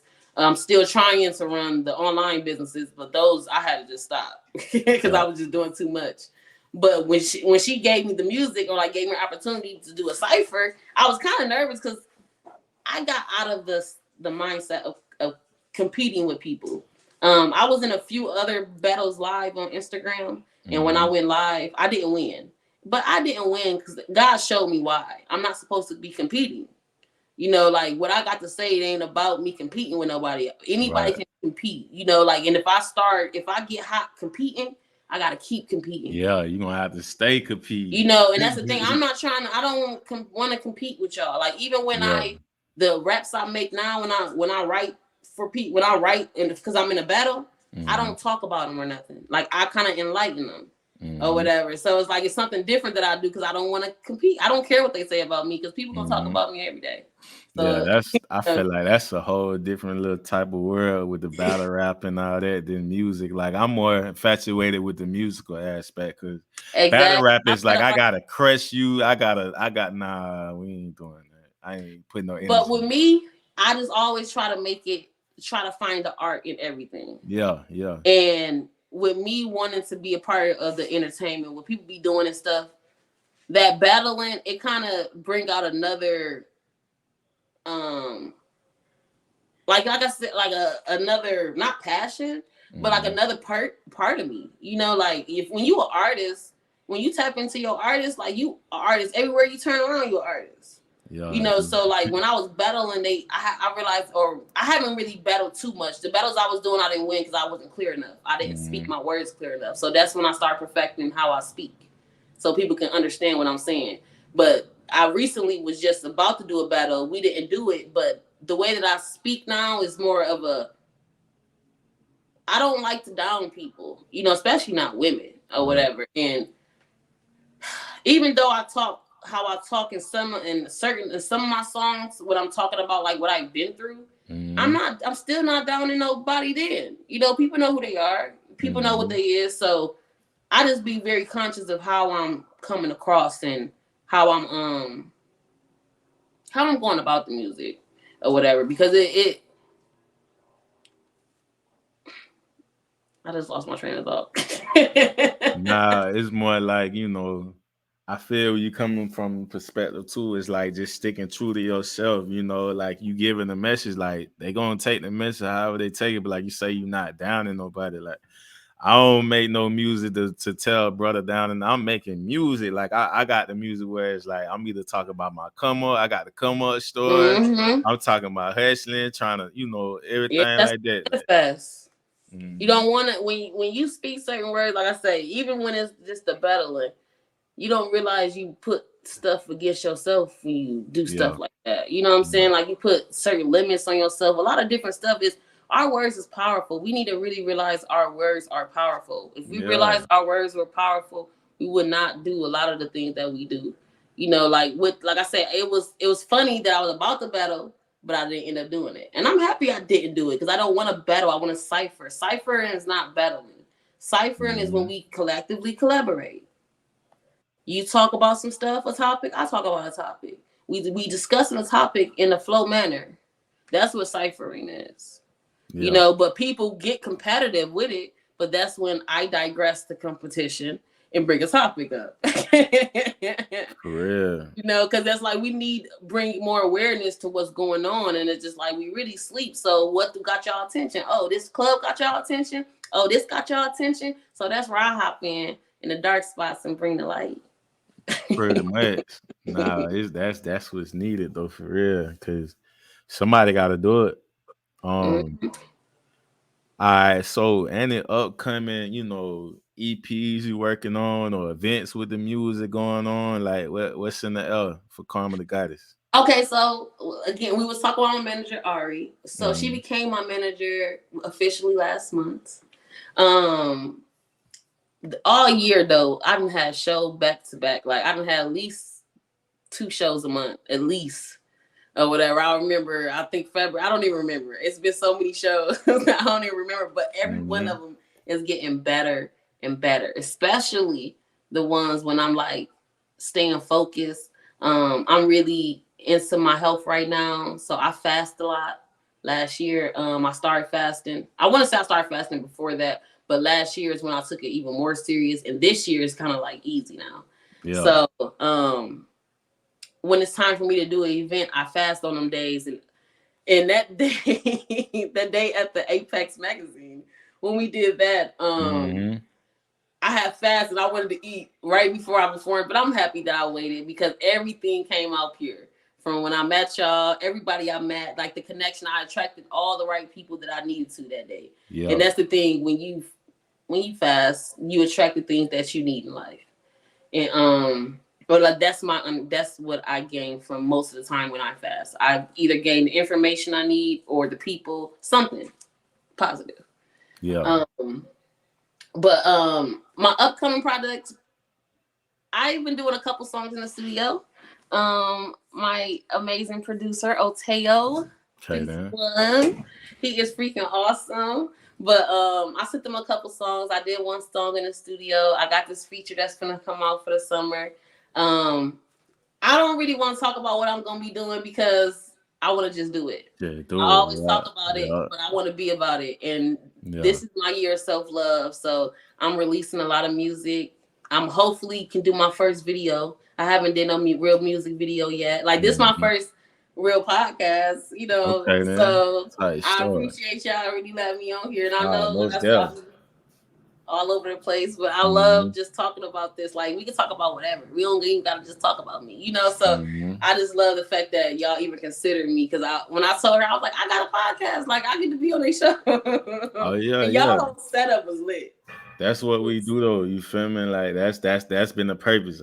Like since the beginning. Last year, you know, like you say, people do that New Year, whatever. Next year, I say next year because they ain't the New Year. But you know, we went in running. Picked the formula up, got picked up by Black on Network, and just been boom. Yes. Know what I mean? So I do gotta go now. Now that you just now you just made me realize something. I need 1,000 subscribers, at least 1,000 subscribers on my YouTube, and I would really like 1,000 people on my TikTok so I can go live on TikTok. So those are my goals. Those minor goals. I know because I want these minor goals, I'm gonna reach beyond them now.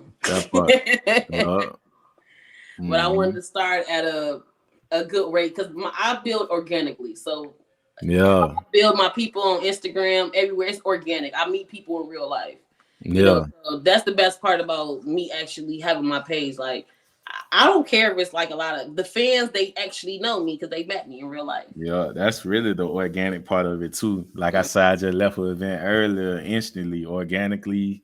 You know, we've been them people before this social media. So it's like that's the advantage we got, actually being outside and talking with people. So it's like, wait, let me walk in the room. It ain't nothing to be myself, you know. Yeah, but nowadays it's like that's the advantage we got to give on to the next gen because the millennials, they not going to experience what we experience. We like the last gen to actually experience that before the technology merged and you know, so the social part of it, you know, like I'd rather be in a room full of people than be sitting on my phone. And it's duality, but I enjoy that more. No, but you tap and see, you don't realize it, but you definitely in the fifth dimension. That's the new earth. Just the way you talking, just the way you already, because you're not separating yourself, but you observing the third dimension, like you observing the people that don't want to. Don't say don't want to, but haven't. They just ain't, and they don't haven't evolved yet because they don't telling people certain stuff will happen in the world, and then they automatically go to the next level. You know, because it'd be like something drastic. You know, like how we got here. Because people don't realize we had our own drastic situations to put us on these spiritual journeys. You know, because mine, like I said, mine is very drastic, and I still can't believe, and I still go through stuff. Right. No, that was the beginning. It ain't gonna stop, but it's more like while you can at least be prepared and grasp it rather than don't know what's going on at all. That's the worst type of thing when you just can't grasp nothing and you just. But look, all fast money don't make, you know, all fast money ain't good money. And that's what people don't realize. Like a lot of that stuff come fast, like what they be thinking they asking for, and they're not ready for it. And that's one thing I realized God was preparing me. God was preparing me for what's coming. Because like my mindset wasn't ready for a whole bunch of money. I didn't know what to do with some money when I get it, you know, like what to invest in, how would I do it? Like, what if I was to get signed and they was to give me some money? Like, what would I do? You know what I'm saying? Just different stuff. And it was just like me putting myself. I already put myself in the mindset of if somebody come with it. Guess what? I got a whole list of stuff that I'm investing. I got a whole list of stocks for y'all ass. I got a whole bunch of businesses. You know what I'm saying? I know who I want to hire. Like it's really getting to that point. So just like now that I'm these things that I thought of, guess what? I already planted the seed. That's all you gotta do. Yeah. Straight And up. when you water the seed by investigating, doing certain stuff, going towards that goal, and it's working just like towards it. this music stuff. Thanks to psychedelics, God told me this is my calling. Mm-hmm. This is my gift. Like people be like, "How long you been doing it?" I'm like, I have to do it. Yeah. I have to do it. Like, man, you listen, I got so inspired today when I heard the dude. I'm gonna post the content, but this guy's he started painting. He was 40. When you see this man work, you would think he been doing that all his life. He literally, like, man, it was so inspirational in that room. Like, I was lost for words. I feel it yeah, already. I can feel it already because I understand what you mean by that, and that's what I be thinking about because I had it was like a group of people that because I watch a lot of motivational stuff. People tell me I should be a motivational speaker. I feel like I am because I motivate people all day anyways. Right. I just don't know how to articulate it like they do. I just be freely like God is like say this. I be like that's how I feel when I'm on here. I'm not so articulate with the words, but it's like we gonna get what we gotta say out though. We gonna, I want people to I appreciate you working with me because I know like I want people to be comfortable. You feel me? Just be yourself. We gonna do what we want to do over here. Cause like you say, that's the independent way. You feel me? We do how we want to do it. You feel me? So, like I said, before we get you out of here too, like I say, we're definitely an honor to, give you your flowers. You feel me? Yeah. We got, KarmaThaGoddess on here. You feel me? Just to hit. Thank you. Get it one night. You feel me? We couldn't get that out the bat while all that going on. Like, that's why I say, we gotta definitely bring you on the show because, like I say, you had a story to tell and to get your story. It's definitely, amazing. To help Black women too, as well. Conquer everything you went through. It's gonna be inspirational for others. But, any special shout outs or recognition you would like to give to those who've been in your corner throughout your journey? Right. Well, I can honestly say I really want to thank Queen Ari because if it wasn't for her waking me up to like this opportunity, I wasn't expecting. Like I just thought I was gonna be by myself. Yeah. Like I knew I had to find a team and find people to work with, but I was just like, I don't know how that's gonna happen. But I've been praying. I've been like asking God, like, please give me my team. Like I'm ready for my team now. Like I can't do this by myself. Like now I realize I can't do this by myself. I've been doing it by myself and I'm tired. And when she called me and then when I went around the people, everybody, and then everybody we've been around after that, just every connection. Yesterday was my favorite.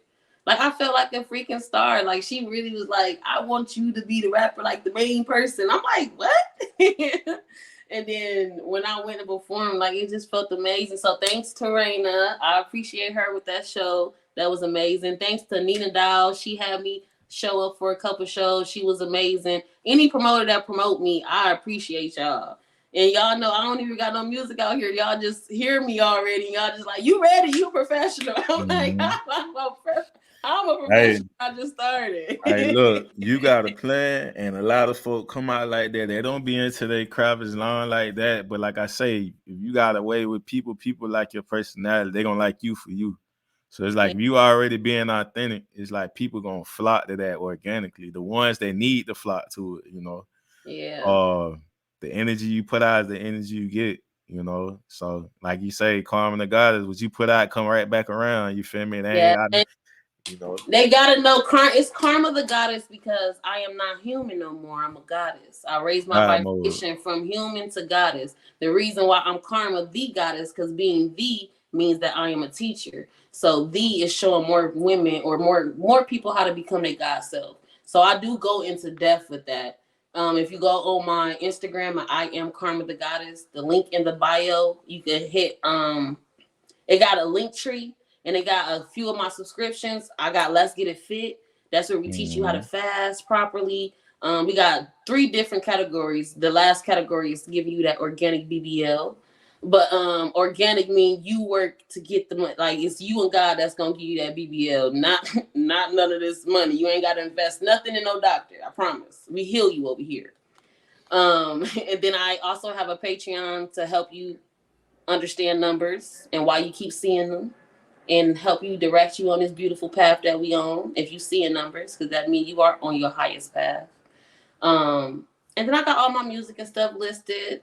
I also got a podcast. Yeah, I seen that. Yeah. Have you listened to the first one? I ain't gonna lie to you. I was skimming through all like trying to put everything together to It get was all a these small questions one, but right. Yeah. But it was Karma Mindful Thoughts, right? yeah, Karma's Yep. Mindful Thoughts. Yep. Yes. Mhm. So I'm about to release a whole bunch of episodes. So Yeah. I've been having them in.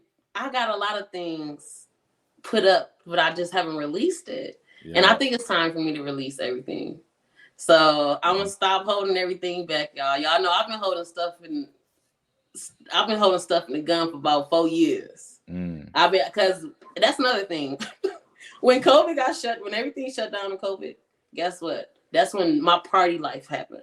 Yeah. God showed me, like, what do I really love to do? I really love to party. And that's really what we started doing in 2020. And everybody gonna see the footage. Everybody gonna think it's now. But we was doing this when the world was shut down. Nice stuff. So Orlando was lit in 2020. I don't know about y'all, but I was living my best life in 2020 and 2021. It's still getting better and better. It just turned into a lot of work. Yeah, I wasn't ready for it. But 20 and that's how I know that what's happening is what's supposed to, because 2020 and 2021, they were some powerful years. And as long as, like I said, we focus on bettering ourselves, everybody, then we'll be good. The only other person I would say I would thank right now is myself. Because it's like I'm my CEO, I'm my producer, I'm my everything. I'm getting my team now, but before all this, it was me. So me and God, I thank God. I really do. Like, God is me in that conversation we have in the morning, that jog I have in the morning now, because I jog in the morning. Like, I really jog in the morning. I started that this year. So that conversation that we have and just getting to where I'm at, I'm just grateful. And I just know that it's gonna go to the top. No, I like how you said that, because you know a lot of stuff when you into yourself and what you're doing, a lot of stuff starts with just you, and then you start collaborating and bringing people in as, you know, like-minded and stuff like that. You know, that's why I appreciate my co-host, you feel me? Because how he move and how I move, we been joint on a lot of things before music-wise. Started as both artists. Just go way back 10 years plus, you feel me? So, you know, just locked in like that. So when we because y'all definitely got a bond. Y'all got a real bond. Like, cause I told this is what I told Queen Ari after we met. I said, I really felt like they had a solar system, I had a solar system, and it was like we wasn't bumping into nobody. Like we was like we was making the universe with our energy. You know what I'm saying? Like that's what I felt when I was around y'all. And I was just like, this is different. Like I never really feel like this, you know, around people, but that's because y'all really just that tapped in. You know what I'm saying? Like in me too. But you know, when you around the organic people, that's what happened. Yeah, everything just feel like it's supposed to be. Feel me? So everybody I've been around, everybody from Brevard County, I can honestly say I love Brevard County. 321, y'all showing out. Like I'm from a little city, but y'all show me mad love. Like they show me love everywhere, but Brevard County, y'all show me love. Like they think I'm from Brevard County. The way they show me love, like you ain't from here. I'm like, no, I just from a little city and I'm just used to this, you know. And I just fit in with everybody. Like I just like to have fun, so I'm going always have a good time when I go anywhere. Yo, shout out to Antoine Wright too, man, with the Apex Couture, because I feel like with his story, getting this story too, you know, that's amazing to hear him 10 years locked in on something for it to evolve to where it's at now. And you know, his situation, meeting somebody else that was mutual and everything that put us in the mix now with everything. So, you know, it put us in room, like getting in the room with everybody that's like-minded energy. Everybody's an asset in there. We all basically bartering, trading what we doing with each other. And that's the time when this the beginning. And it's so funny that you realize like we bartering and trading. Because they don't realize how we is really restarting. Like, I ain't no asset, like Antoine say, like, bro, if I'm not no asset, what am I doing there? What am I doing? Like, what we doing? Like, you know, if I'm not adding nothing to nobody, you know, like, what are we doing with each other? So it's like, that's how you got to move. Every situation you put yourself into, you know, with what you do, you got to be adding something, you know. Yes, that's adding on to the cause, you know. So that's facts. Most But that's my main goal, is to always add value to others. It's add value to myself so I can add value to others. Right. And that's the thing. I used to try to add value to people with no value. And I didn't have no value because I wasn't taking care of myself. So, like I said, this is the year of self-love. If you want to do yourself, the best thing you could do for yourself is take care of yourself. Yeah. Like, really take care of yourself. And start by drinking more water. Mm-hmm. And that's just for everybody out there. Just drink water, y'all. We need water, or you'll die. But yeah, like I say, artists that they give that message out just like that. That's how they get a message out. Drink water or you die. Yo, you gotta just take care of yourself. You know, only you can take care of your vehicle. You know what I mean? And we need these vehicles to get the work done. So yes, and people, if they raise their vibration, their vehicles could turn to avatars. And if they turn into avatars, then they can be creating their reality. So I be trying to tell them, it's you a vehicle for now, but you can definitely raise your vibration so you can be more than that. Create the stuff that you feel you deserve. You know, don't nobody owe us nothing. I mean, it's some people that owe us something, but we get the reparations, nigga. We get all the reparations. I'm not trying to hear nothing. So it starts with the land though. Don't give me no money, cause that money, as soon as y'all try to give us all this money, y'all gonna change the currency the way it ain't nothing. Well, now you gotta let me say one more song. Yo, do your thing. One more. I'm gonna hit you with one more. Let me see. This is the second verse of one of my favorite songs. We are not one of the same. The second verse go. What I say? Reverse? No, that's a reverse engineering a toxic trait. I gotta just do both of them now. Is it all right if I do both courses? Both verses? Hey, this KarmaThaGoddess episode on the Underdogs podcast. Reverse engineering the toxic trait. Accept who I am the righteous way. I do what I can, not what I can't. Not on my plane, you won't understand my POV. Observing the man, excuse me. Enjoying my hand, astrology. Got me light years ahead. A bus so below, had to learn to just flow. Key, learning myself, take care of the mind, body, and breath. Let go of the things that's bad for my health, including the people who want me to fail. My visions is mine and that's sacred. They doubt in the vision I'm painting. Well, I've been where the sinners and saints been. See, karma means action. I get what I put in. Discipline. Don't eat what I shouldn't. Mindful of everything made for the senses. Organic's my preference. Dr. Savy for reference. And there's water on days when I'm fasting. 432 hertz manifesting. Directing my path while haters stay guessing. Learning these lessons, receiving these blessings. We are not one and the same. All of our difference range. I'm focused on growth. You ride in my lane. Hoping I choke. I'm hoping we win.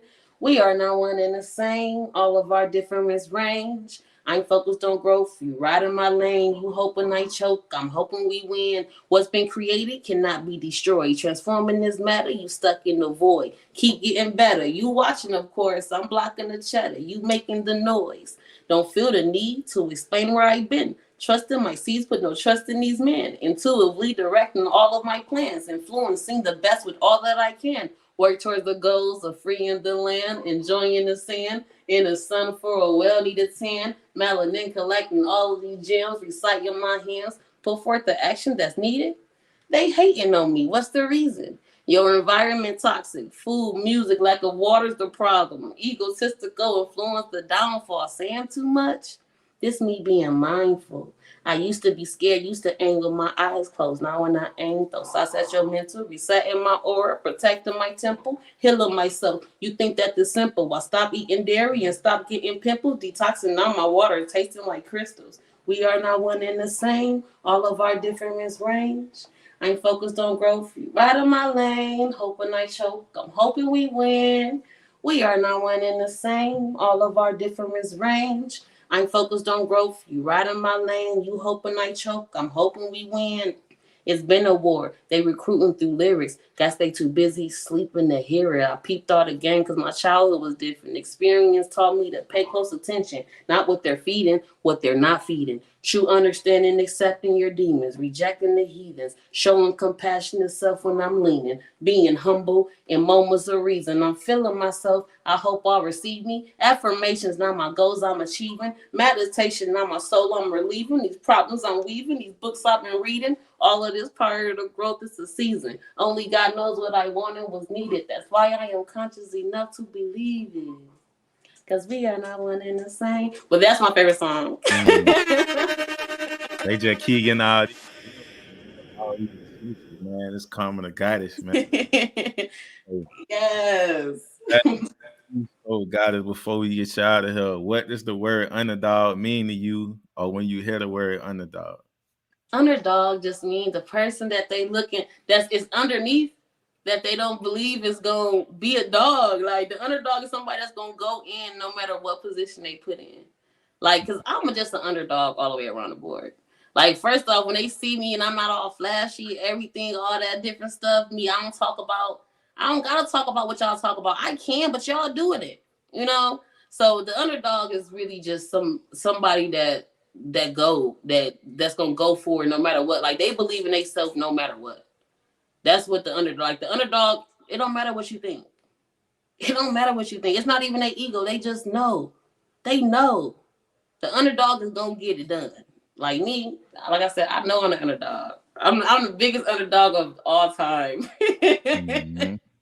That's how serious. That's why I was like, when you said y'all podcast called The Underdogs, I'm just like, nigga, you don't know who I am. Like, nigga, I'm like the biggest underdog of them all. And that's what's so crazy, because I had to, like, a lot of these female rappers that people be talking about right now, they having kids now. I already had mine. I'm already trying to save the children. Y'all already put out bullshit music that I gotta save my children from. Y'all don't even realize this. But y'all kids can't listen to y'all shit. How y'all kids can't listen to y'all music? I understand age appropriate stuff like that, but the only type of music you have is music your child can't listen to.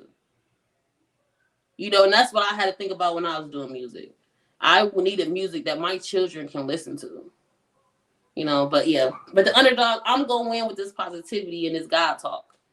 So that's the underdog, because they don't think God gonna win for some reason. So I just want to let them know that that's not what this. We gonna win. We gonna win. That's just a wrap. We're not even going against nobody.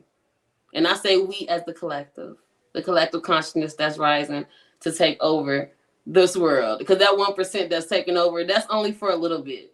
In a minute, we gonna be in position. Everybody gonna have enough wealth. When everybody get blessed with enough money, what is y'all problems gonna be? It's gonna be the problems that's already there without the money. That's what I had to realize. It didn't matter if I had $1 million in my bank account. What problems do I have right now that even if that $1 million is in my bank account, what problems do I have? And that's what I started changing. I don't got no discipline. I don't do this. I don't do that. So, like I said, the underdog is the people they least expect to make it that's going to make it. They least expect it. But you got this. We got this. Y'all already doing this. I can't wait to see y'all. You say y'all been doing this for how long? Probably a year and some change. So you think how many weeks in a year? That's every Saturday. And then start picking up Sunday shows too. So we probably over 100 episodes right now. Look, you're good. As long as you keep having artists and you have them sharing that stuff, and then y'all just constantly putting stuff on repeat. And don't worry, I'm gonna put this in my playlist to share. Not just this, just y'all podcasts in general. I do want to give a shout out to all my gurus out there. The Hood Mystic. That's somebody that he got a lot of books that show you how to find yourself. He show you how to become the astrologer. We think that we learning to become things, but we actually remembering it. And astrologists, we all used to be that. So when you learn how to be an astrologer, your own astrologer, and understand yourself and what's going on, your whole world gonna open up. And I believe, and I really feel like the books that I got all his books, all the Hood Mystic, y'all. I got all his books. It helped me align to my higher self, walk in my purpose. Just helped me all around the board, mentally, physically, everything. It's just amazing how much healing that they doing on a spiritual level. This type of spiritual that everybody be trying to get to, like when it comes to finding themselves, that's how you do it. It's astrology, like the real astrology. When you learn how to yourself, because you are the macro of the micro. You're the micro of the macrocosm. That part. But yeah, shout out to him. Shout out to 19 Keys. Shout out to Yakai. Because I just started listening to him. But that's because I was ready for him, but I wasn't sure. But these are all people that share really beautiful knowledge. And right now I just listen to a lot of true masculine men or whatever. The women, like I said, the only person I listen to is Cyrock when it comes to that enlightenment. But other than that, those other people, them are good people to actually listen to, guys. So I'm just saying that because y'all be trying to figure out how I be knowing so much, and it's these people. Nah, for real, they gotta tap in. But y'all heard it, man. Season 4, episode 7, man. This was Karma the Goddess. It was definitely an honor to have you on here, Goddess. Just keep going up, doing what you doing. Don't stop. I mean, you already got the formula. You already seem like you got it down pat with your artistry, how you want to sound.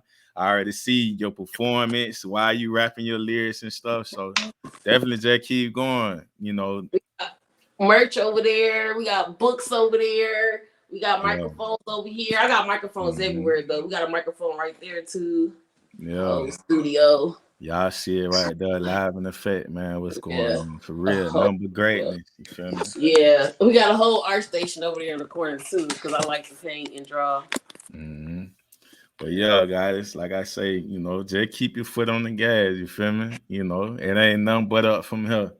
Yes, thank you. I appreciate it. Thank y'all so much. And when I come to Atlanta, I would love to actually see. Y'all got a studio in Atlanta? We doing everything kind of virtual and be on the move, you know. Oh, that's good. That's mobile. That's how you do it. See, the people don't realize they paying moves to be mobile so we can travel. We push up on events and all that. We do, you know how we do y'all it. Straight. Mm-hmm. But yeah, like I say, you know, enjoy the rest of your night. It was definitely an honor to have you on here. This will be streaming on Citizen Series Network, TV.com, Black on Independent Network. But like I say, season 4, episode 7, Karma the Goddess. We out of here. Peace, guys. Thank you. Teeth, I got carrots. Open up her mouth and she got vocals sound like Janet. Marble on the floors, but the kitchen kinda granite. Lean color perk, you would think it's pomegranate. I see flying saucers finna roll another planet. It will fall in place if it's meant to be organic. I got crazy lingo, you would think I'm speaking Spanish. I'm something like a pie, never leave without the cannon. I'm enlightened. Check, I got stones around my neck. If you pay attention, I teach her how to earn respect. I walk around with a tag like I'm mad at the rail. People do any damn thing for a check. So what if you got signed labels, throw them on the shelf? I don't ask for help, I just go within myself. Hard times I prevail, I bust up out my shell. I let my nuts hang, cause it don't got no curfew. Gone out, rabbit on my teeth, I got carrots. Open up a mouth and she got vocals sound like Janet. Marble on the floors, but the kitchen kinda granite. Lean color perk, you would think it's pomegranate. I see flying saucers finna roll another